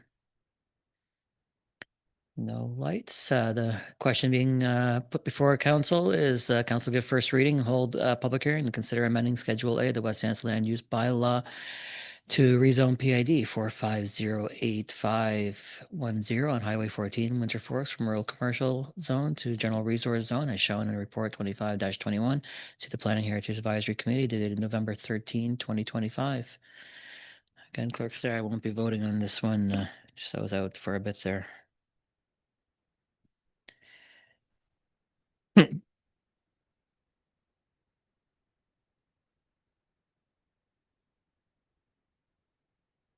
Motion is passed. Thank you very much, everybody. All right, next up, rezoning 5988 Highway 215 Kemp Shore. Planner Hong.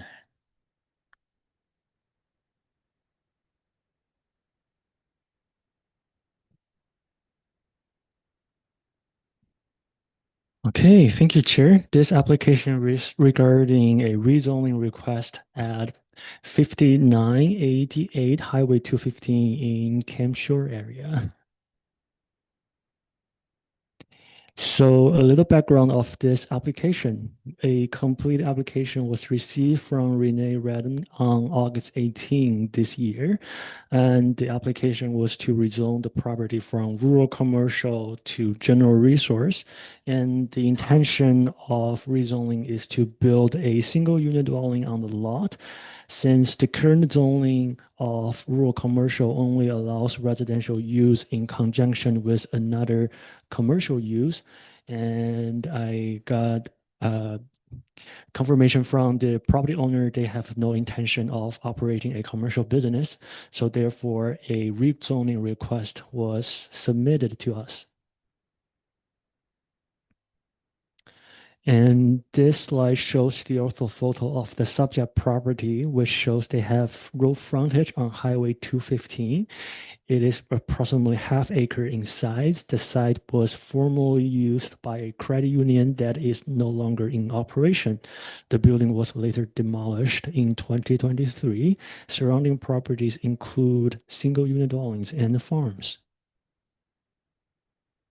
And this slide shows the generalized future land use map of the West Hands municipal planning strategy, which indicates the subject lot and the surrounding properties are all designated as resource.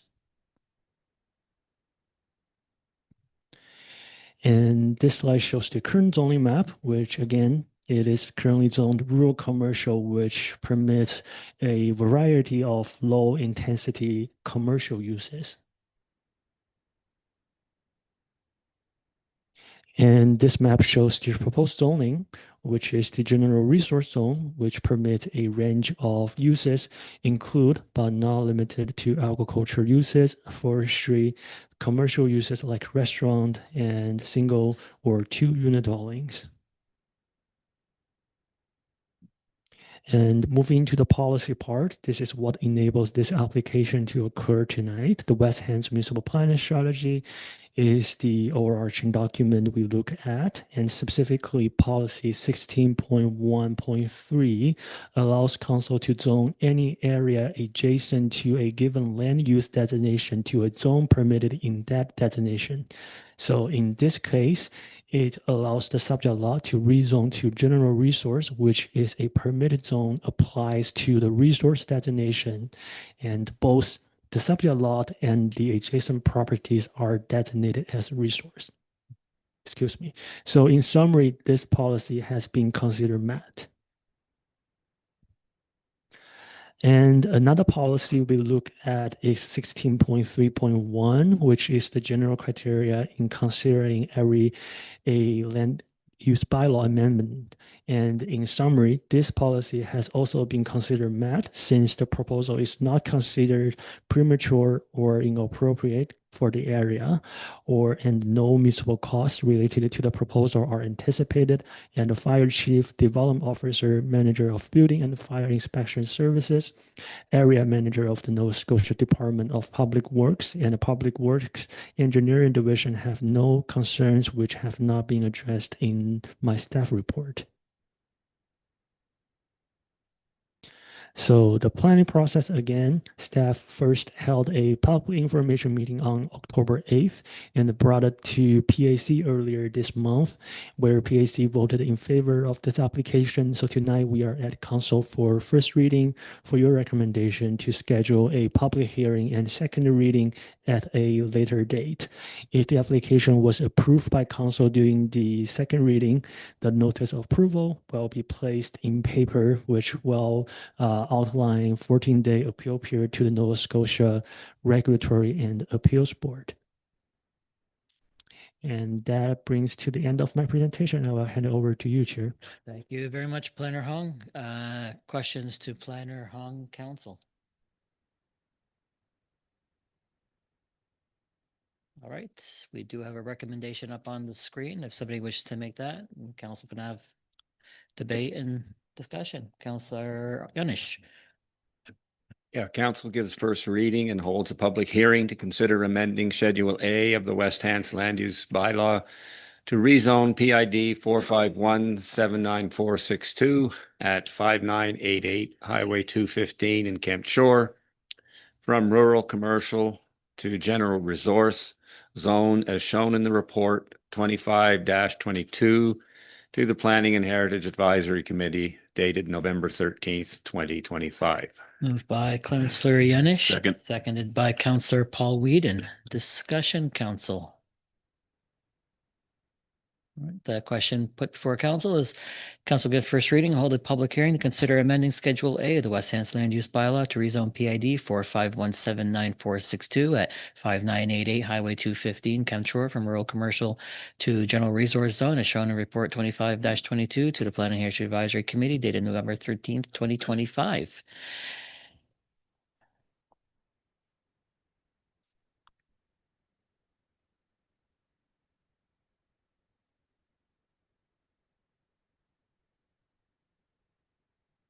Motion is passed. Thank you very much, everybody.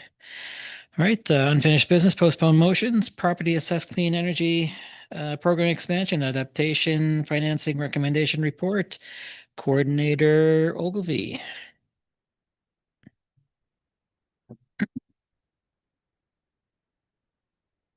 I got a comment, you're always smiling.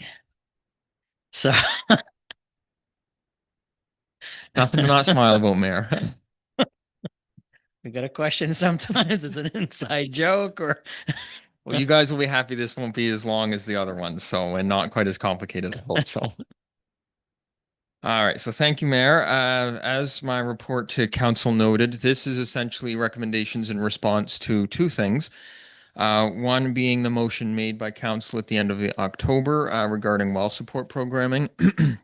And as a result of the Climate Action Committee work plan developed by that committee and finalized at their November meeting, which will be coming to be placed on file at council in December. And so the recommended motions attached in this report, essentially, we're looking to recommend that council endorse expanding the property assessed clean energy program to include well support programming. We recommend this method as potentially the best method forward to achieve that and actually implement that program and get one stood up as quickly as possible, as well as the timing is optimal right now as there is FCM funding from Federation of Canadian Municipalities. Both funding as a grant to do a design and feasibility study on expanding our property assessed clean energy program to involve these sorts of things, as well as following that, there will be capital funding coming out from them to actually operate a program and offer loans to residents to actually do that. So this, from a staff perspective, is the optimal way forward to stand up a program as quickly as we can, while also making us eligible and moving towards achieving these grants, both for a study and as well for program operation, both from FCM. So if there are any questions on the matter itself and the both motions there, I'm certainly happy to answer them in any way I can. Thank you very much, Climate Coordinator Ogilvy. Councillor Leary Pinch. Thank you, through you, Chair. I'm just curious, your funding sources chart has a section that says in kind. And so it's 60, 120,000 in kind. And maybe I missed it, but I'm trying to figure out where the in kind came from. Through you, Chair, to Councillor Leary Pinch, the in-kind is essentially staff time.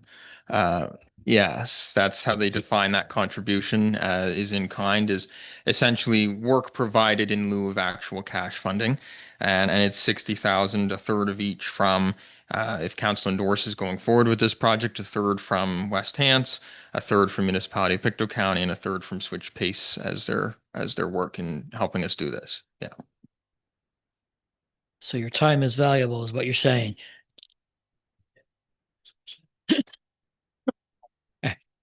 Is an ask for a raise coming next or?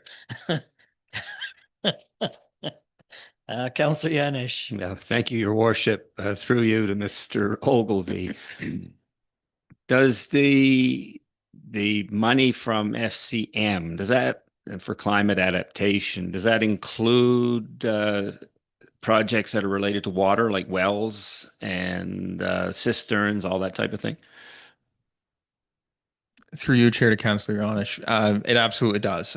So the crux of the adaptation funding from FCM is adaptation in general. So whether it's drought response, flooding, mitigation, wildfire resilience to hurricanes that are becoming stronger and more frequent due to climate change.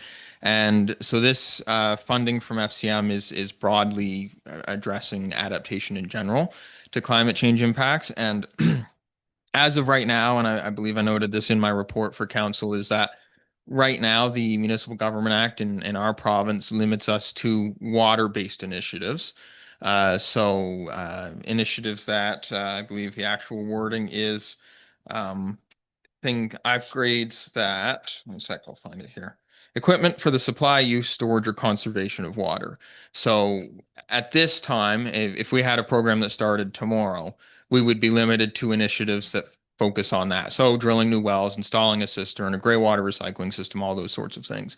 Part of the recommendation with this would be to design a holistic program so that should the province ever change or amend the Municipal Government Act to reflect other climate impacts, such as increased risk of wildfires, stronger hurricanes, those sorts of things, we would be ready to jump on that and offer that financing to residents for those impacts as well. But yeah, right now we're limited to water related. All right. Thank you very much for a very thorough answer. Thanks. Councillor John Smith. Thank you, Your Worship. Through you to Mr. Ogilvy. My question's around the $20,000 that the municipality is going to spend. So is that refundable through this program back to the municipality, or is that $20,000 that the municipality has to spend? Through you, Chair, to Councillor, no, it's not refundable. That is as part of doing the actual design study. That's essentially the municipality's portion of paying for that design study. When we apply for the grant from FCM as well, that is, we have to kick in a portion of money towards this study in order to actually get any grant funding from them for the study. So the $20,000 would be the municipal portion of completing that study. So is there any other portions that will be required down the road? As far as I'm aware, none. No. And FCM is indicating that the municipality currently is indicating to us that the municipality will not have to add in a contribution for the capital funding. So, which would be a big bonus for the municipality. So will there be any other in-kind donations down the road? Potentially, this would represent an application to FCM, our in-kind time as staff to review that application and work with Switch Pace to submit it. This may also factor in the application for capital funding and our time to review that as well. Yeah. So how much time would you anticipate would be needed to review the applications? If we had a successful reply to the program?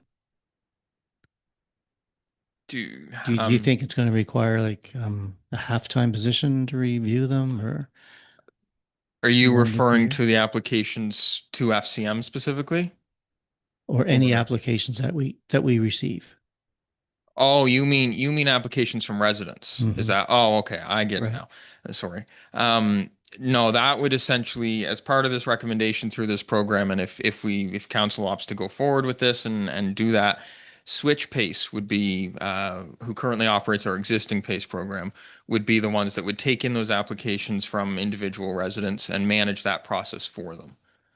It wouldn't be staff, as part of this recommended process, it wouldn't be staff doing that part of the administrative work. It would be more style like the current program where Switch Pace manages the administrative day-to-day portions and staff essentially oversee the programming part overall. And the funds that are going to be loaned to the residents, those funds come from the Switch program or the FCM? I just want to be clear that I just want to kind of ascertain what the long-term cost to the municipality will be. So essentially, if council endorses this approach and we go for capital funding from FCM, as I mentioned in my report, we're recommending a joint application with municipality of Pictou County. FCM tends to look more favorably on collaborative approaches, and municipality of Pictou County has indicated they're at a similar level of readiness to go for this as we are. And so if that's the case, we would do a joint application to FCM as both municipalities. The money that comes from FCM, whether it was 5 million to be split between the two, 7 million, 10 million, that would be the money used to offer loans to the residents. Okay. Yeah. So it would come to the municipality and then the municipality would use that money to offer loans. Okay. Okay. Yeah. I'm much more clear on it. Thank you. Further questions to Climate Coordinator Olvey? All right, nothing there. We do have a set of 2 recommendations there. Deputy Mayor. The council endorse expanding the property assessed clean energy program in the manner described in attachment A to the staff report titled Property Assessed Clean Energy Program Expansion Adaptation Financing dated November 25th, 2025 to council to include financing for residential climate change adaptation measures with the assistance of Switch Pace CIC. Moved by Deputy Mayor. Is there a second? Seconded by Councillor Bonnie Smith. Further discussion? All right, the question being put to council is council endorse expand the property assessed clean energy program in the manner described in attachment A to the staff report titled Property Assessed Clean Energy Program Expansion Adaptation Financing dated November 25th, 2025, the council to include financing for residential climate change adaptation measures with the assistance of Switch Pace CIC. If we can put that vote up on the screen, Clerk Snare.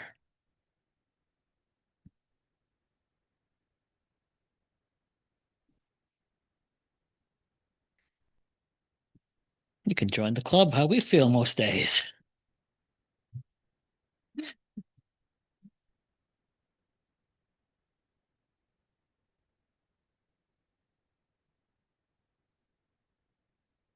Motion is passed. Thank you very much. We have a second one up. I will put on the screen here shortly.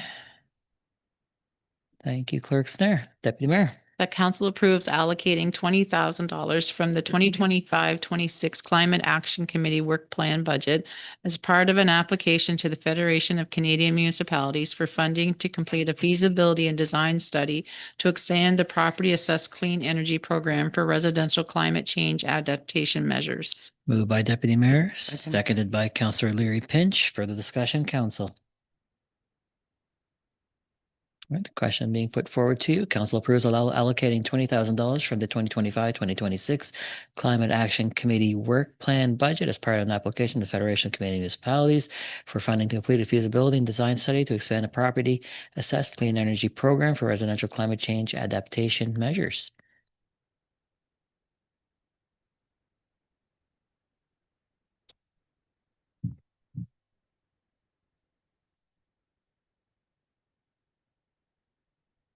Motion is passed. Thank you very much, everybody. Thank you, John. All right, next up, Wentworth Road and Payson Drive intersection improvement information report. Director Richard. Very much talked about project in the looming distance that people ask about almost daily. So. Thank you, Your Worship. So I'm happy to be here to just provide some information as requested by council. Just on the Wentworth Road and Bazant intersection. As we talked about earlier, Wentworth Road is a busy stretch, lot happening on Wentworth Road. I won't get too much into the discussion, but just the background. I did provide a timeline of this has been happening, since recently after consolidation. So many years on traffic improvements, either a roundabout or traffic signals. So I can certainly answer any questions if you do on the background, but I'll just skip ahead and hit some highlights because the report is quite long and there's lots of attachments. So back in around 2021, the cost associated estimated cost for signals was about 1.1 million, and the cost of roundabout at that time, 2021 dollars, was again a very high level estimate, was 1.815 million.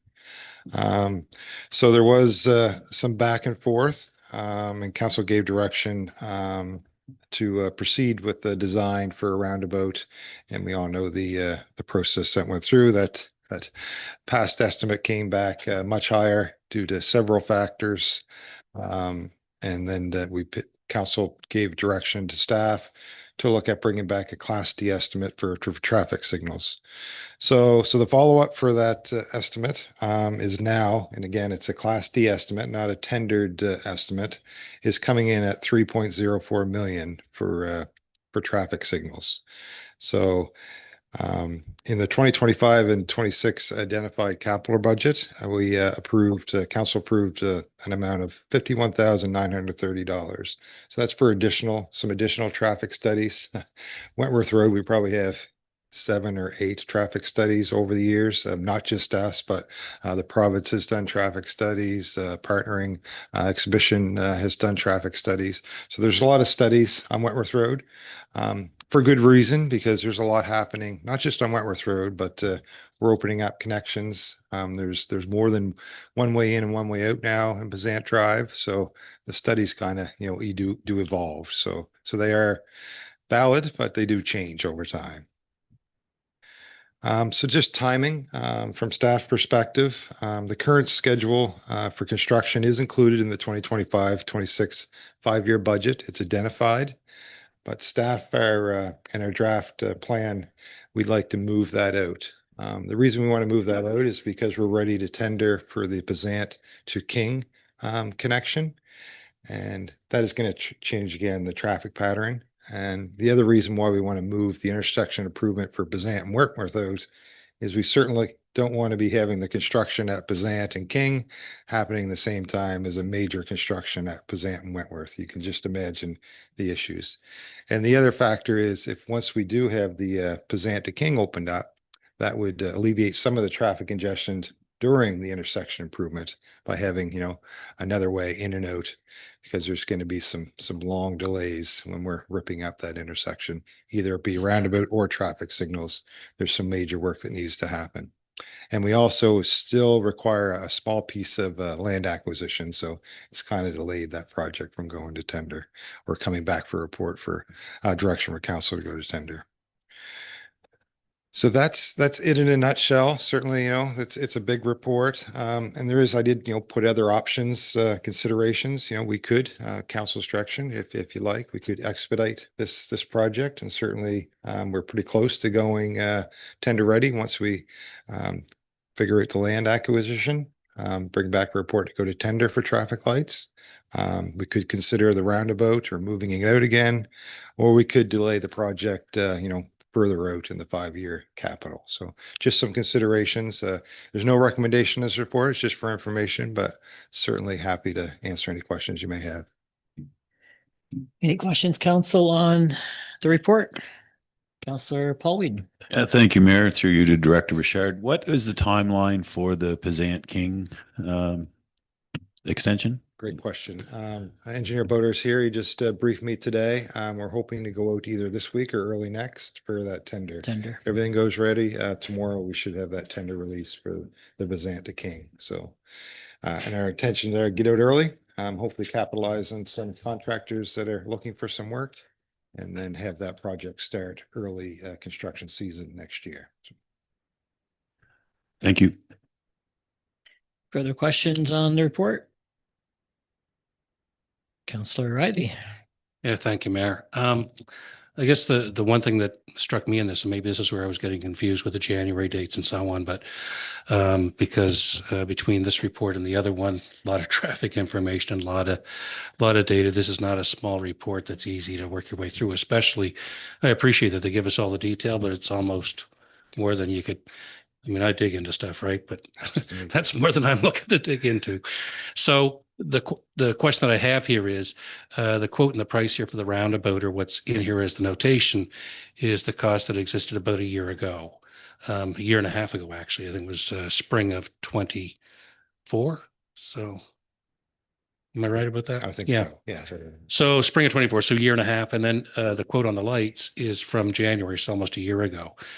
And a short story on when we started off with those prices, 1.1 and 1.8, and then we ended up at the 5.6, 5.7 on the. I can't help but say that I think that was a really big impact on the decision of council at the time. And so, are we looking at the same thing? Are we looking to repeat? Repeat bad word, but are we looking to see similar escalation in pricing? Because we're, as I said, approaching a year on lights, and same time on the roundabout, year and a half on that. That is probably more than what was quoted back then. I'm guessing that it's all this. Todd, do you get my question without? Yeah, I do. Yeah. And we have, as staff, we have the same conversations. I think with the roundabout, the timing certainly wasn't in our favor. Everyone was quite busy. As you know, council, we had one bid on that. We didn't have another kind of access for Bazant Drive. Traffic control was a major factor in that one bid that we received, because we did have discussions, and just the scope of the roundabout. So we looked at, possibly reducing some of the scope. We wanted a nice, appealing roundabout. So, but those things certainly increased the cost. But timing, I think, was a critical factor in that one. We have no crystal ball.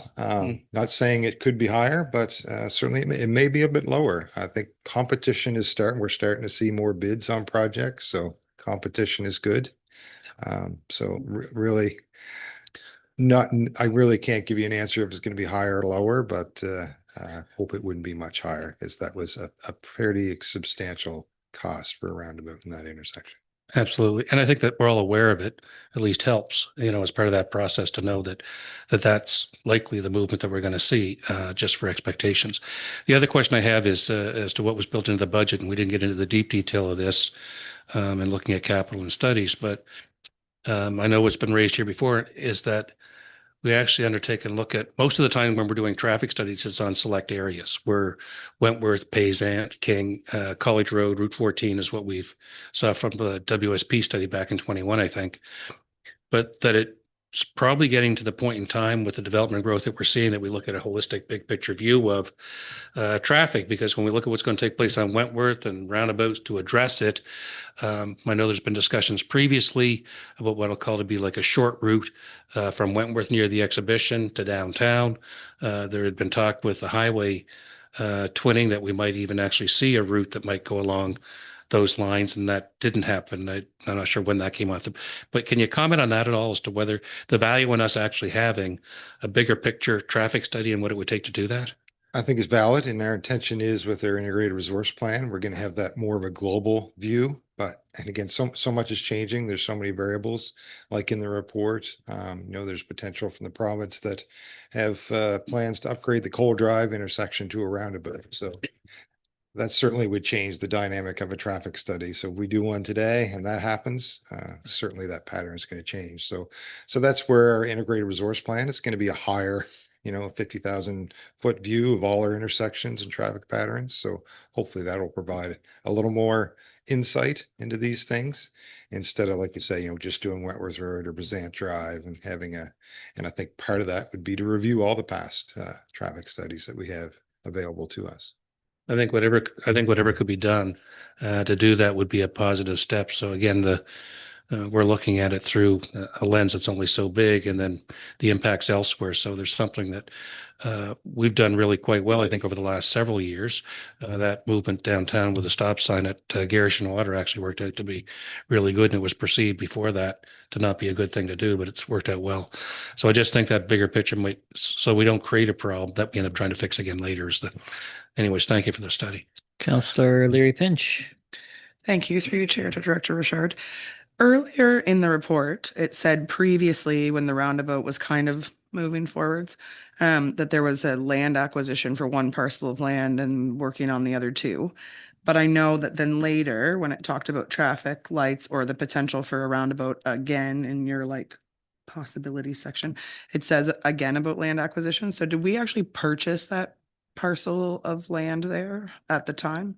Sure. So great question. So a little more kind of, so there was actually 3 parcels of land that we required for the roundabout. So we were in those conversations with private properties. We had successful conversations with 2. We did acquire some property from one property owner, but there's one person that's not so reluctant to give up a piece of land. But I think we're close with the remaining property owner, so we're just working through that. So, and that's required either for both for the traffic circle or traffic signals. Councillor John Smith. Thank you, Your Worship. So my question's around a culvert that was going under Wentworth Road or Tregothic Creek. I think I remember you saying at one point that needed to be changed or made larger. And I was just wondering if that's something that has to be done and whether it's going to be done before this intersection's changed. So great question. So that is one culvert that has been identified for a 1 in 100-year storm. It's undersized, meets our needs most of the time, but those big storms, it certainly does hold back water. And so we're bringing that into our integrated resource plan and our development of stormwater with CBCL to identify future needs. It's just outside of the roundabout or traffic signal, so we could still have that project go forward and have the replacement. It'd be nice to have that again if we're doing it all at the same time, but it most likely would be a separate project because just the traffic control along if you're doing that all at once. But certainly it's identified in our long range forecast to do something with that cross culvert. Great, thanks. Any further questions, Council? I think it's definitely worth another discussion of council on the overall as Payson to King gets built out, as the province starts figuring out its roundabout. I think it's prudent for council to have another discussion to make sure we get it right rather than jumping the gun. But another discussion for another day. We appreciate the information, Director Richard. It is 8:06, Council. We're going to take a 10-minute break and we'll be back at 8:16.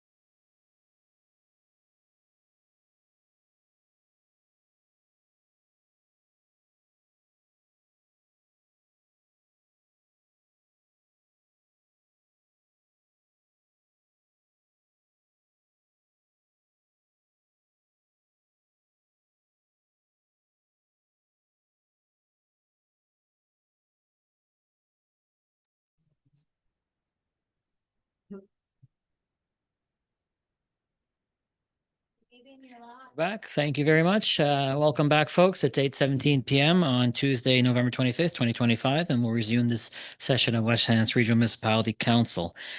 We are on the part of the agenda 11, Mayor's Report. Submitted in your package, Council. If there's any questions on that report, I can take them now. If not, we will continue on. All right. Next on the agenda is financial updates. General operating and water utility operating. We'll bring up Director Rashawn. Beat me to the point.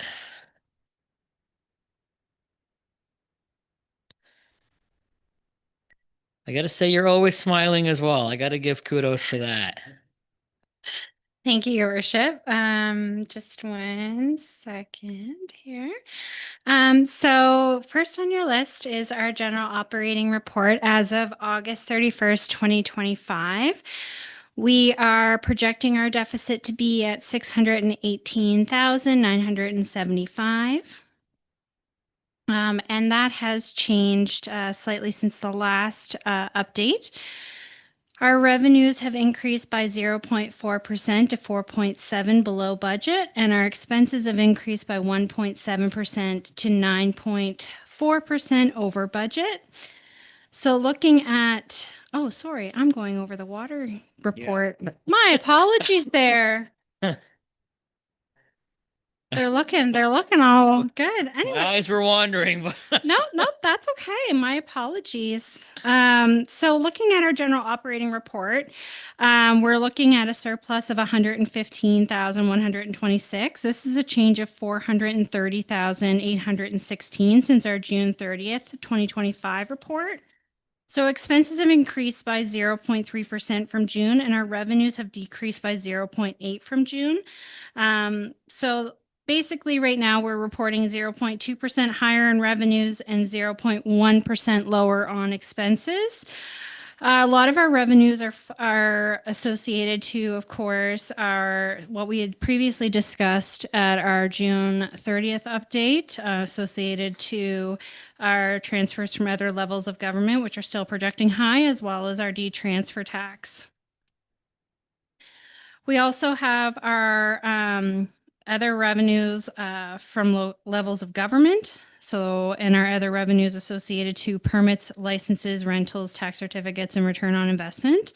So all those are projecting high at this point. Our sewer revenue was projecting higher last report and now is projecting lower, but it is consistent with what we're seeing on the decreases on the water consumption side as well. So about 200,000 in difference there. And our transportation currently, again, is projecting higher, and that's due to the addition of dial-a-ride. Is there any questions on the general operating report before we move into water? Councillor Scott McLean. Thank you, Mayor. Through you to Director Rashawn. The landfill, I'm just curious where we're at with like the tipping fees. Are we kind of on par from last year or the same, up and down? We are on par, I would say. I'm projecting slightly higher, but not as much as we were last year, only because we increased it in the budget. So we don't have as much of the variance between what we have for budget and what we're actually projecting. So we are right on par for that. Thanks. I'll just look it up quickly for you.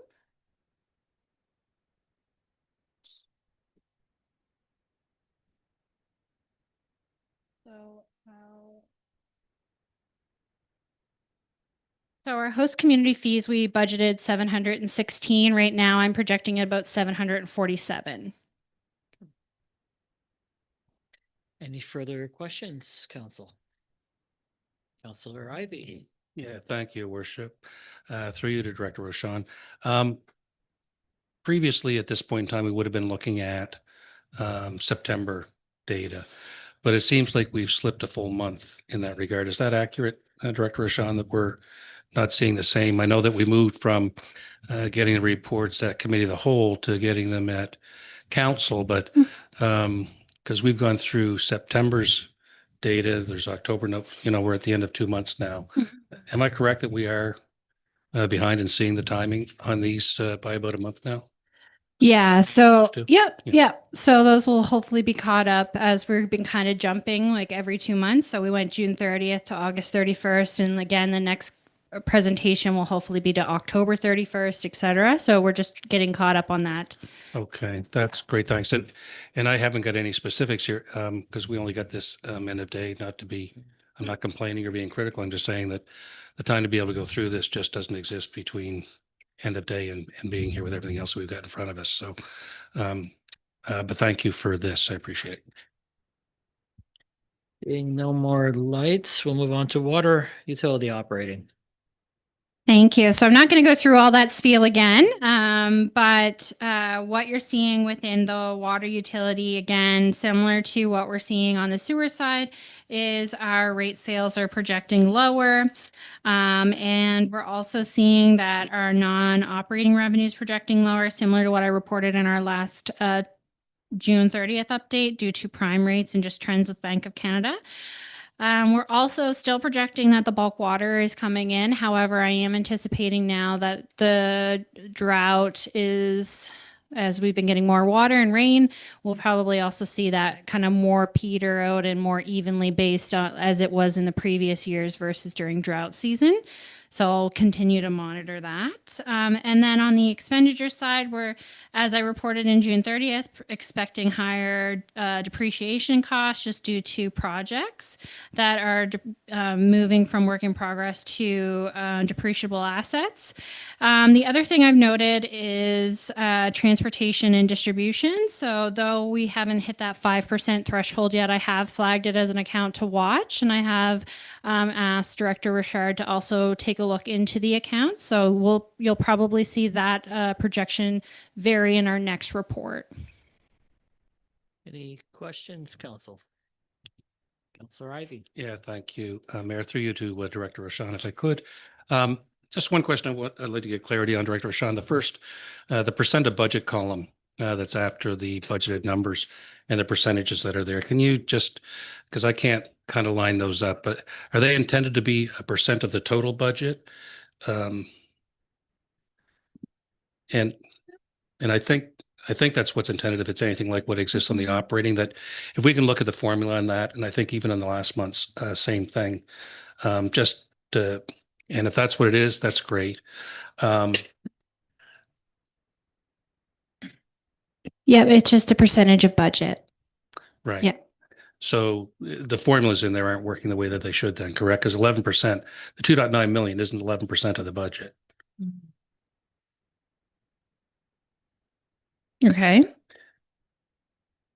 So just if we can have a look at that, we don't need to do it right now. I'm just saying that if it's showing 11%, 11% is of the total budget at 4.5 million would be a number of about 450 or thereabouts. So there's something wrong with the formulas, I think, in that column that runs down the page. If we can have somebody take a look at that. Yeah. So that's the percentage of the forecast to budget. No, it's the percent of budget. So it's far left. First column is the dollar amounts, and then there's a percent of budget numbers. And 11%. So if I ask you, what's that 11% a percentage of? It's not a percent of the budget. It's more like 50%. I'm doing really quick. I think it's the overall municipal budget. No. So that is calculating the variance between the forecasted March 31st, 2026 number and the budget number. So where we would anticipate, we're expecting 11% variance at year end. Okay. I'll have to take a look at that. I'm again a little bit on the fly here, and I don't, because the number over on the far right in the middle, and again, I don't want to break this down here. It's maybe not the spot, but actuals we show, and you've got the amount that still needs to be achieved in order to get to actuals. So we're actually at 1,483,000. We have 48.9% still to go. So I don't, again, that 11% just doesn't line up for me. And I just, if I can leave that with you to take a look at and let us know, but I don't think it's not a percent of the total budget for the whole municipality. There's something there that just doesn't, and I know that that's a new column that's in there compared to what we used to look at. And so I think somehow it may have if I could leave that. The other question I have, if I could, Your Worship, second as a follow-up, and it came in at the last session, but similar sort of a scenario is the depreciation costs, which are up so much this early in the cycle. What is it that's pushing that depreciation cost? Do you know that, or are you able to? Yeah, so based on the year-end number of 24, 25, what the depreciation costs ended up being there, we use that to prepare a projection of what we anticipate will come online this year and what it was last year to calculate that number. So it's based on, and I believe last year I think it's about a $300,000 difference. That's what's showing in Yeah. I guess in the incremental based on the variance for the forecast. Yeah. But is it that there's projects completing earlier than planned, or is it because the depreciation kicks in Once they're complete and they move from a work in progress over to an asset. So based on last year's year-end amount, we're hitting just about $1 million.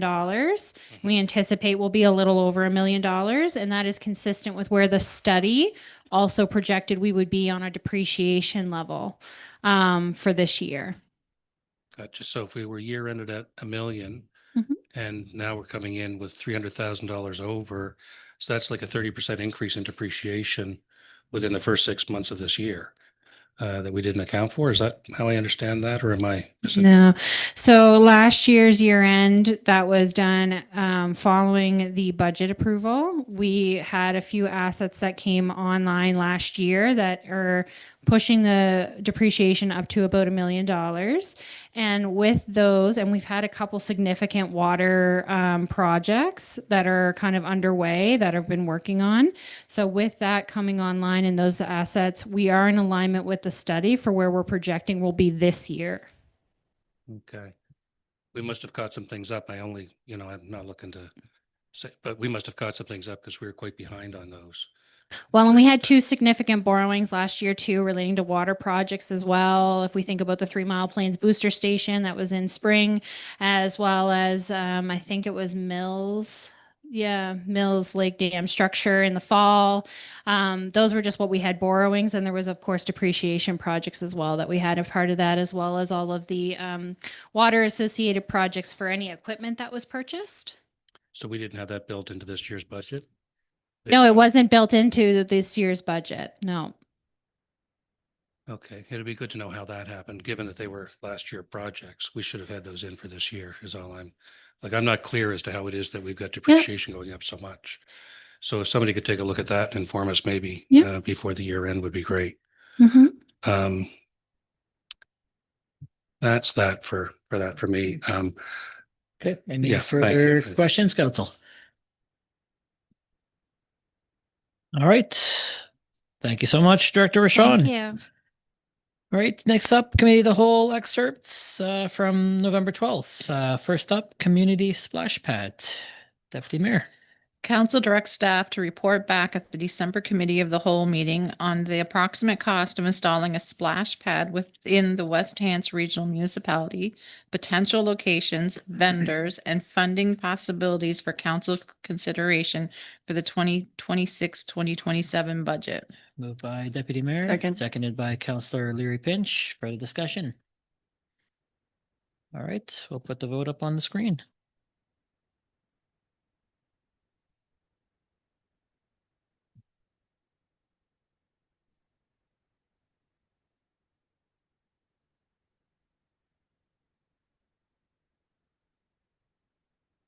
Motion's passed. Thank you very much. Pipe crawler camera, Deputy Mayor. Council approves the purchase of a pipe crawler camera system outfitted in a custom built enclosed trailer from Deep Trekker for a total budget not to exceed $166,864, including applicable taxes. Moved by Deputy Mayor. Is there a seconder? Seconded by Councillor Bonnie Smith. Discussion. All right. We'll put that vote up on the screen.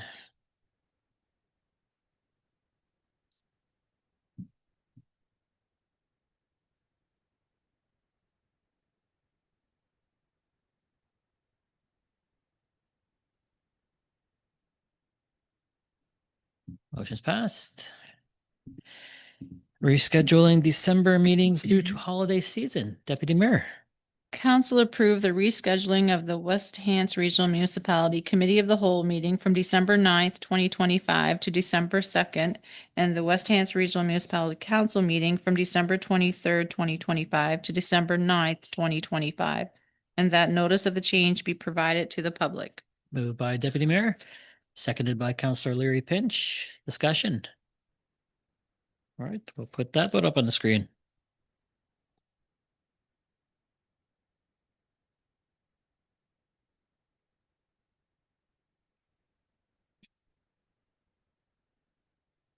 Motion's passed. Thank you very much. Resident appointment to Planning Heritage Advisory Committee. Deputy Mayor. Council appoints Beth Eason as a resident member of the Planning and Heritage Advisory Committee commencing November 25th, 2025 until October 31st, 2027. Moved by Deputy Mayor. Seconder. Councillor Leary Pinch seconded. Discussion. All right, we'll put that vote up on the screen.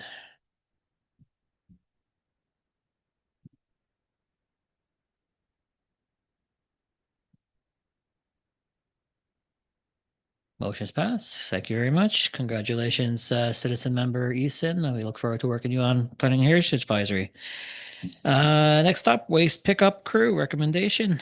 Deputy Mayor. Council directs staff to prepare a report for the December Committee of the Whole meeting on the possibility of creating a dedicated waste pickup crew for the municipality, as well as information on past programs such as Adopt a Highway or other programs through Region 6 that have been successful in the past, all including costs and anything else that may be relevant for council's consideration for further direction at that point. Moved by Deputy Mayor. Second. Seconded by Councillor Leary Pinch. Discussion. All right, we'll put that vote up on the screen.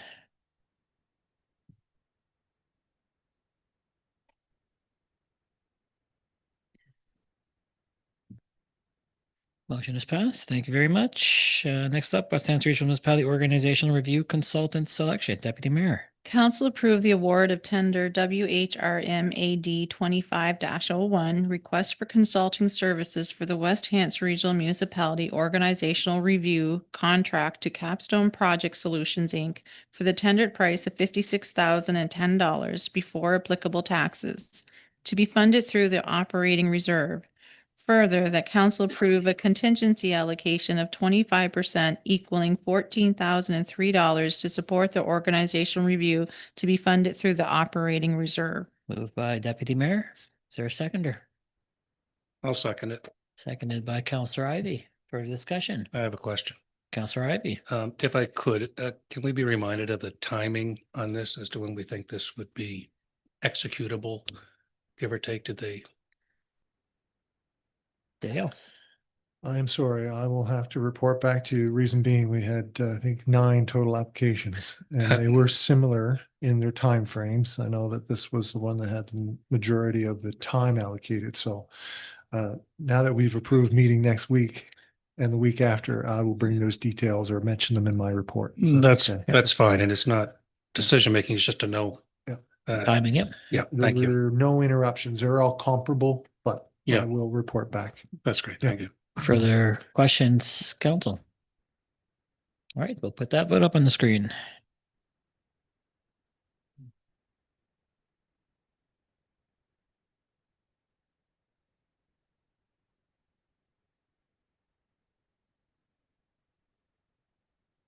Motion's passed. Thank you very much.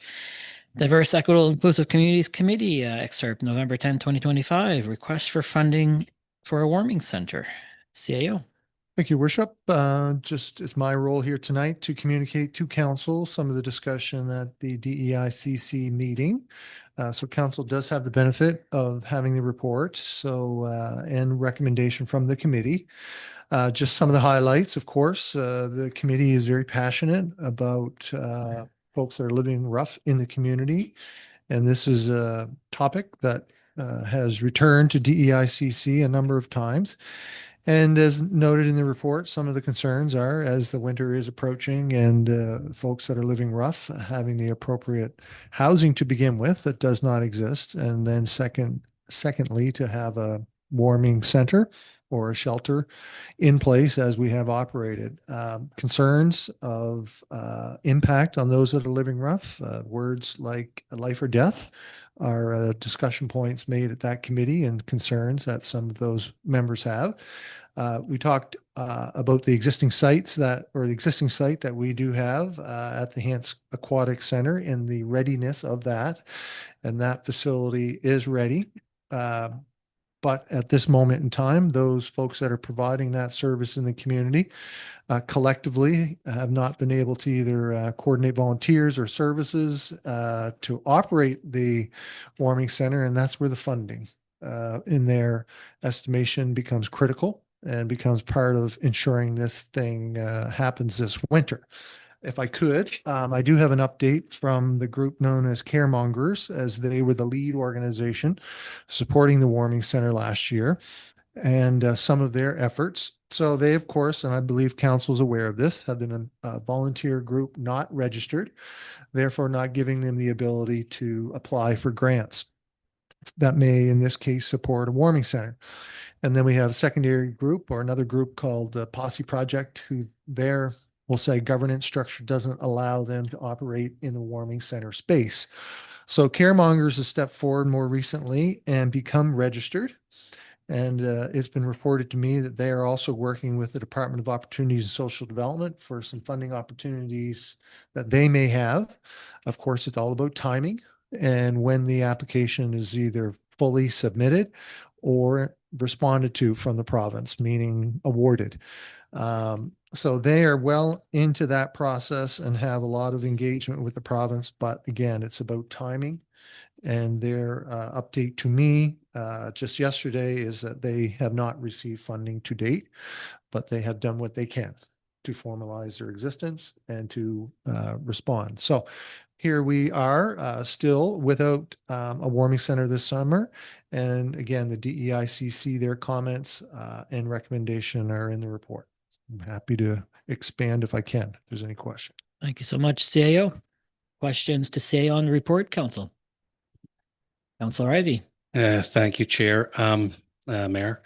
I certainly support it. And in fact, I can say that when you think about what we're looking at here, I know this talks about a temporary support, but 60,000, I think, is probably for the season, for the full, given that last year was about 50-ish, and I may be a little bit off on numbers, but it seems to me that it's not an unreasonable number to ensure that we don't have people trying to sleep in the cold on the street. And we've been fortunate in having a long summer roll into fall and even into November at this point in time that you can still go in and out with just a sweater on, not a jacket. So the money aspect of this to me is quite feasible. When I look at it being funded from reserves, I'm going to ask that we take a look at the number because we're quoting, just so that we know that we're quoting the operating reserve is forecasted for the end of the year to be 464. And I think that's down from an original number we had in the budget of 587. So clearly we've used that for something, but at 464, the comment here is that we're 8.7% of the current year's total revenue, which is not. 464 is far less. We're a $36 million budget, so it's not at 8.7% of that, and the 1.3% below our threshold doesn't seem to me to be in line either. So again, I'm not letting that drive my decision. I think the $60,000 is worth it to ensure whatever period of time, whether it's a month or two, but I don't want to believe that we're only 1.3% below our reserve policy threshold.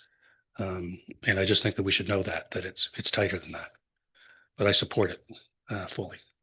Councilor Remy. Through you, Chair, I just have a couple of questions to the CAO.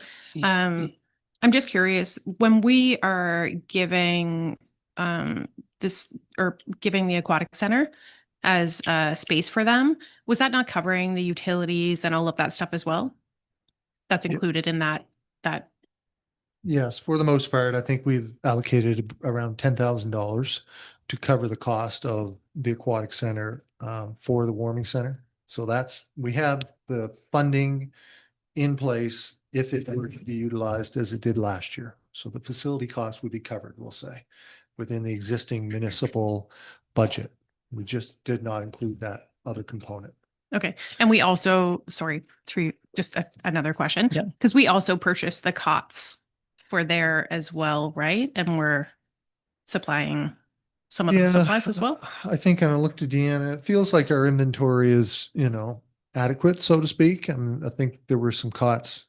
Actually, I don't think those cots ever made it.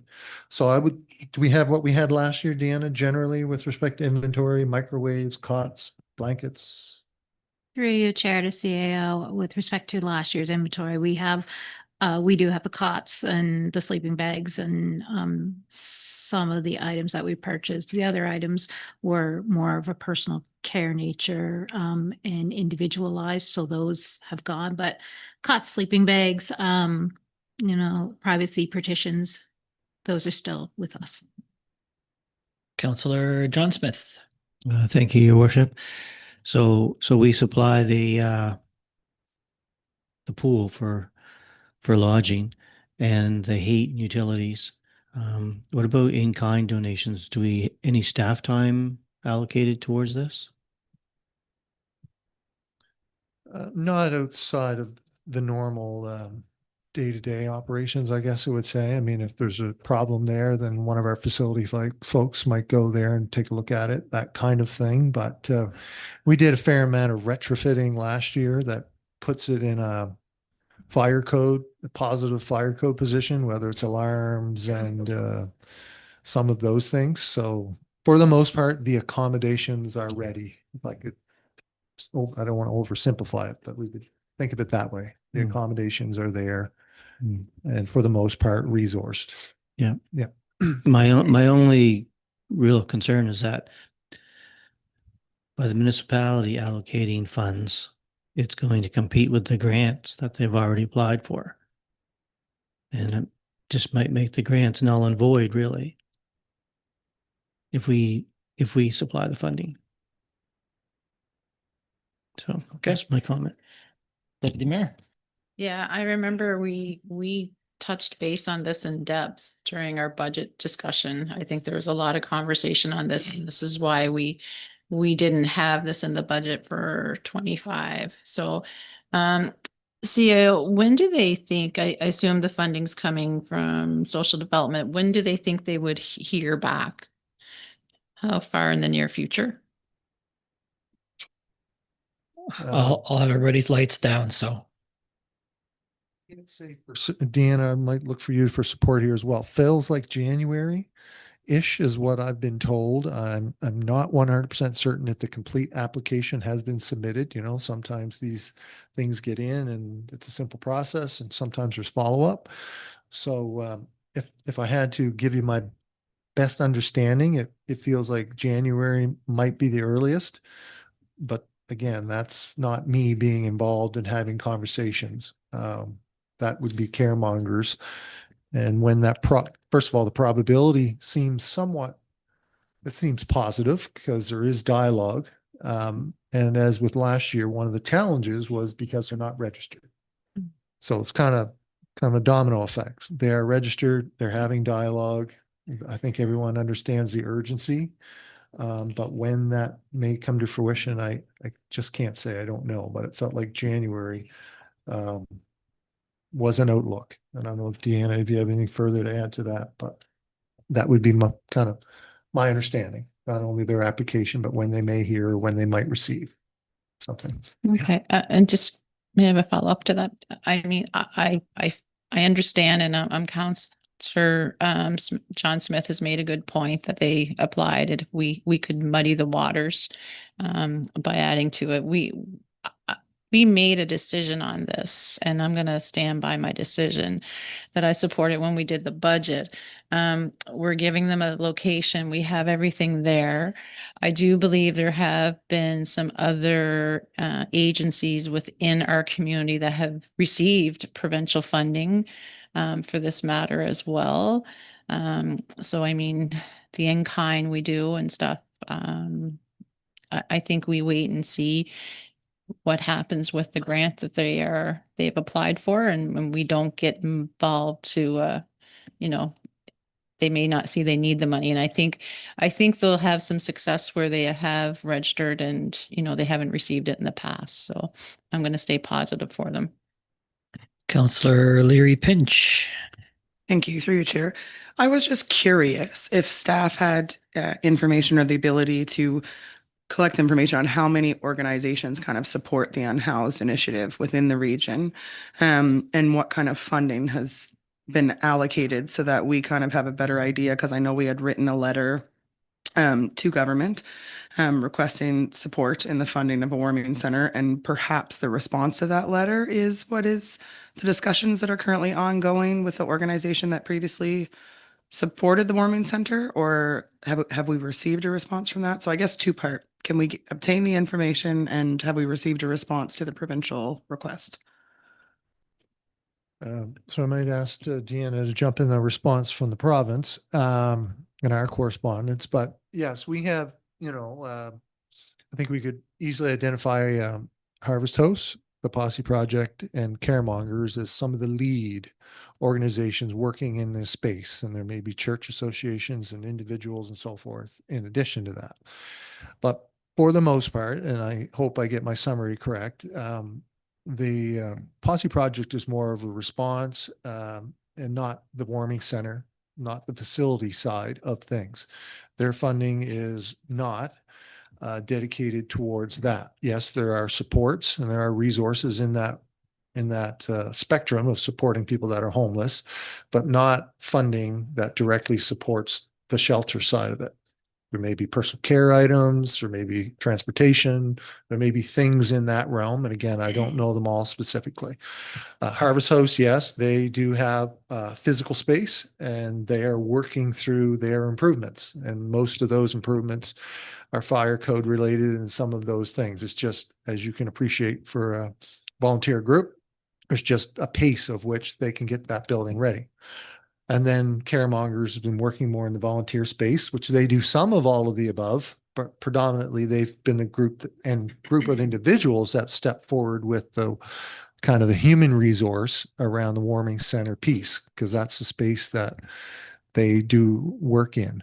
But yes, but it ultimately is a result of lack of housing and ultimately still a lack of available space and human resources.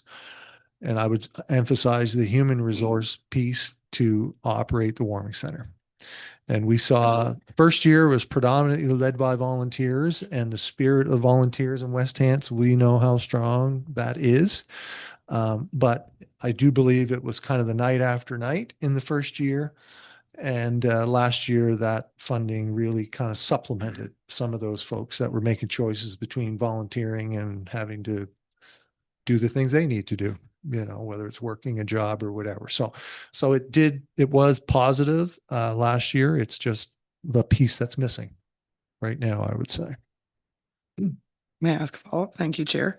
So I know previously Posse had received funding to support housing because they had been at the Avonside Motel, and they had received funding that also supported staff to be present throughout that housing. Was it just a period of time, and or because it was separate outside of because you had suggested that Posse couldn't staff the warming center or have programming involvement with the warming center because their governance didn't allow them to do so. So did it allow them to do so in the previous project because of the location as opposed to the pool, or because that was a specifically funded project? Yeah, and it could be the permanent residency versus a warming center.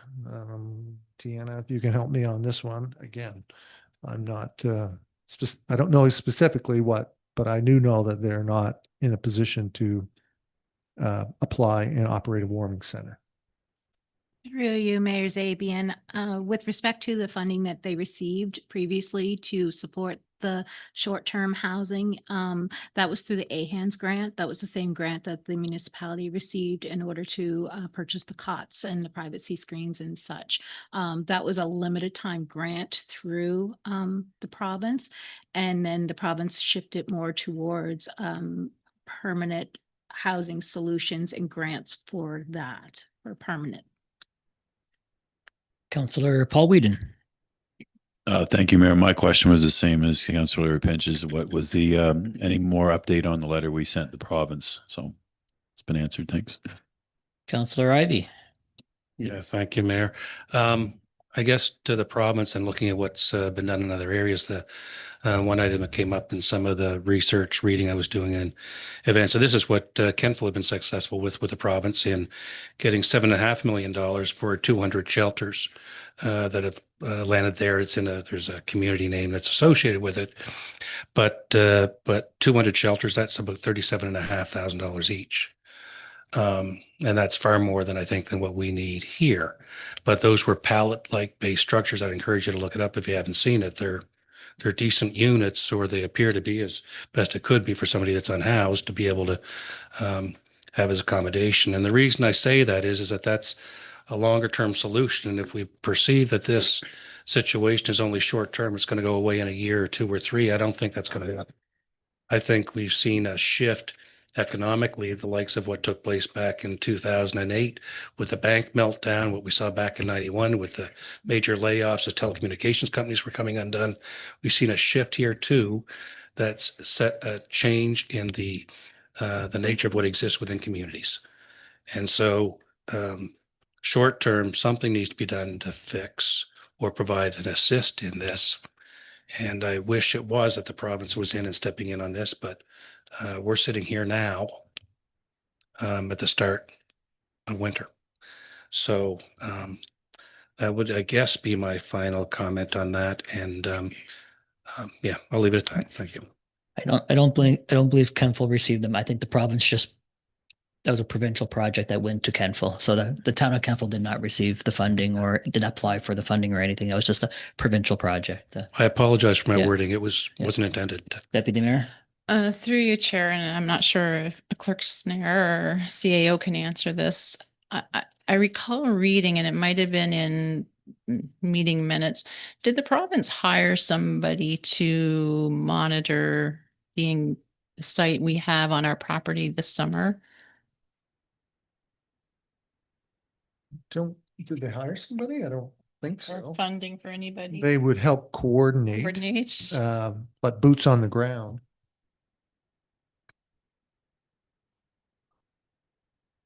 So Deanna's just highlighting that it was an organization that she thinks received funding versus a provincial employee, a provincial person. Yeah, and that's what I mean. There was Yeah. okay, so they were able to utilize their funds for somebody for their safety. Anyway, I just thought I read that somewhere. Thank you. Councillor Remy. Through you, Chair, it's Tiny Meadows, if anybody wants to look at that. And it's actually through Open Arms, which is the shelter that's in Kentville. That's who received the funding and runs that. I guess my whole thing, like when it comes to this, I mean, we're already providing them things. There's just a few points I want to make. One, we have discussed this already at budget time and had already made that decision.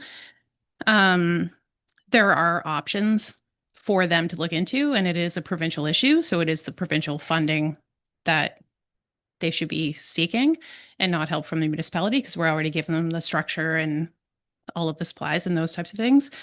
But I just want to point out too, and I understand like different circumstances, obviously, because it was during like when the woods ban was on and those types of things. But the province did step in, and they actually reached out to a lot of organizations that support unhoused or at-risk youth, and we're actually supplementing their pay. So that's something that maybe the province could do in this case, because I honestly don't feel that it is. It's not our responsibility for this, and I feel bad in saying that. But at the same token, if we're going to take this on more so than what we already are, it's not something we should be taking on. And we've already discussed it. So I'm struggling with it coming back to the table. Absolutely. No more lights. I'll put a couple of thoughts before we get to the motion and see where that goes. But we discussed it in detail at budget. Council provided the space, and I've always said partnerships. Council has come to the table back in June, approved its budget, said this is the space, we're allocating 10,000 or whatever the operating cost of the space would be.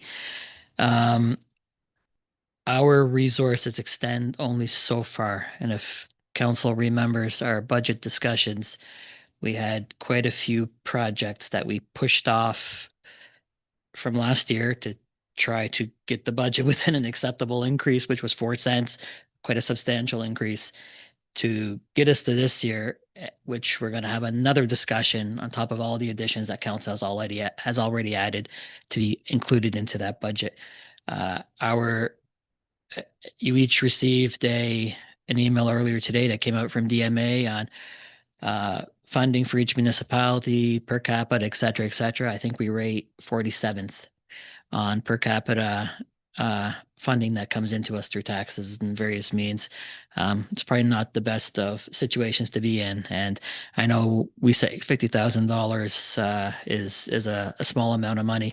I've had multiple people reach out to me and say $50,000 is in addition. So you guys are going to be funding 100% of this project as opposed to being a partner.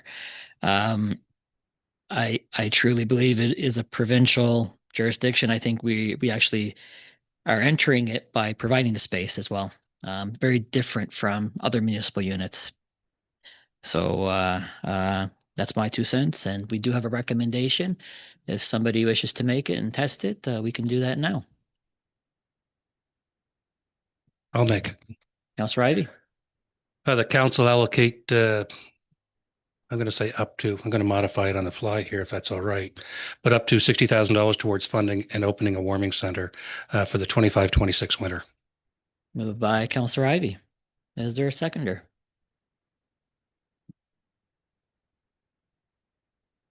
All right. I'm not seeing a seconder. All right. So we will move on.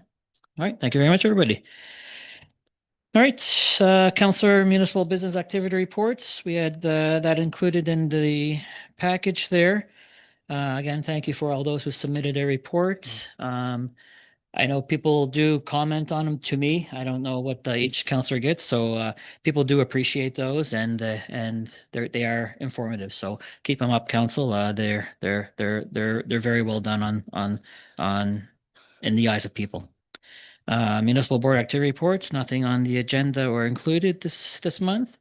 New business. Newport Landing Waterfront Park Playground RFP award recommendation. Director Keogh. Good evening. Before you is a recommendation report for the Newport Landing Waterfront Park Playground Project. Staff met with community members in advance of the creating of the RFP to identify key elements in the development of the playground area, and those present expressed interest in a number of areas, including considerations for a natural playground and support for community consultation in the final design elements.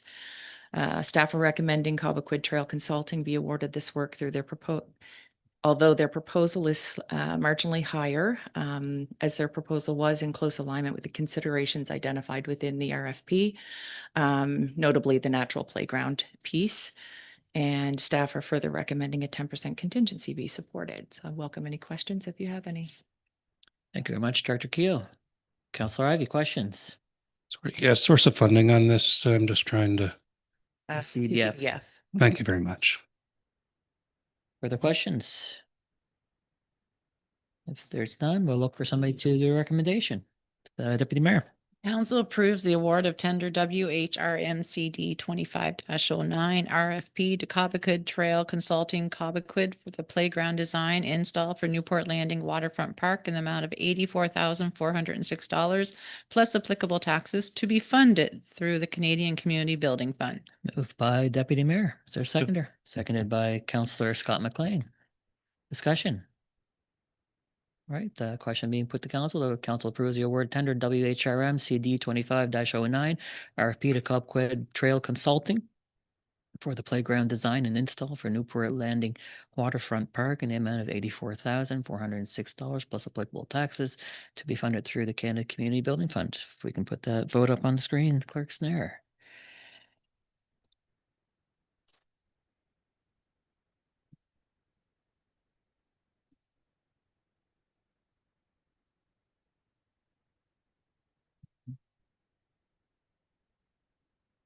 Motion's passed. Thank you very much. And we have part two, Deputy Mayor. The council approves a contingency amount of $8,441 plus applicable taxes for the project to be funded through the Canada Community Building Fund. Moved by Deputy Mayor Francis, seconded by Councillor Scott McLean. Discussion, council. No lights. The question being put forward is council approves contingency amount of $8,441 plus applicable taxes for the project to be funded through the Canada Community Building Fund. If we can put that vote up on the screen, Clerk Snare.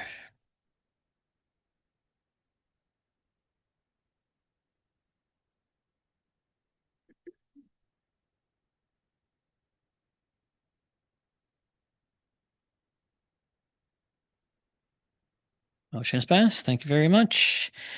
We have correspondence up next. Seamus Marriott does Record Lake Property Owners Committee, reflection and questions. And then we have a request letter from Royal Canadian Legion Branch 009 regarding generator. I have reached out to the Legion Council and have asked them to submit a grant request, which is the proper procedure to go through. So they will be doing that, and it'll come at budget, and we can have that discussion at that point. All right. Your worship. Yep. I realize we don't talk about correspondence at this point, but I'll bring a report forward on the matter of the reflections from Seamus Marriott. Sure.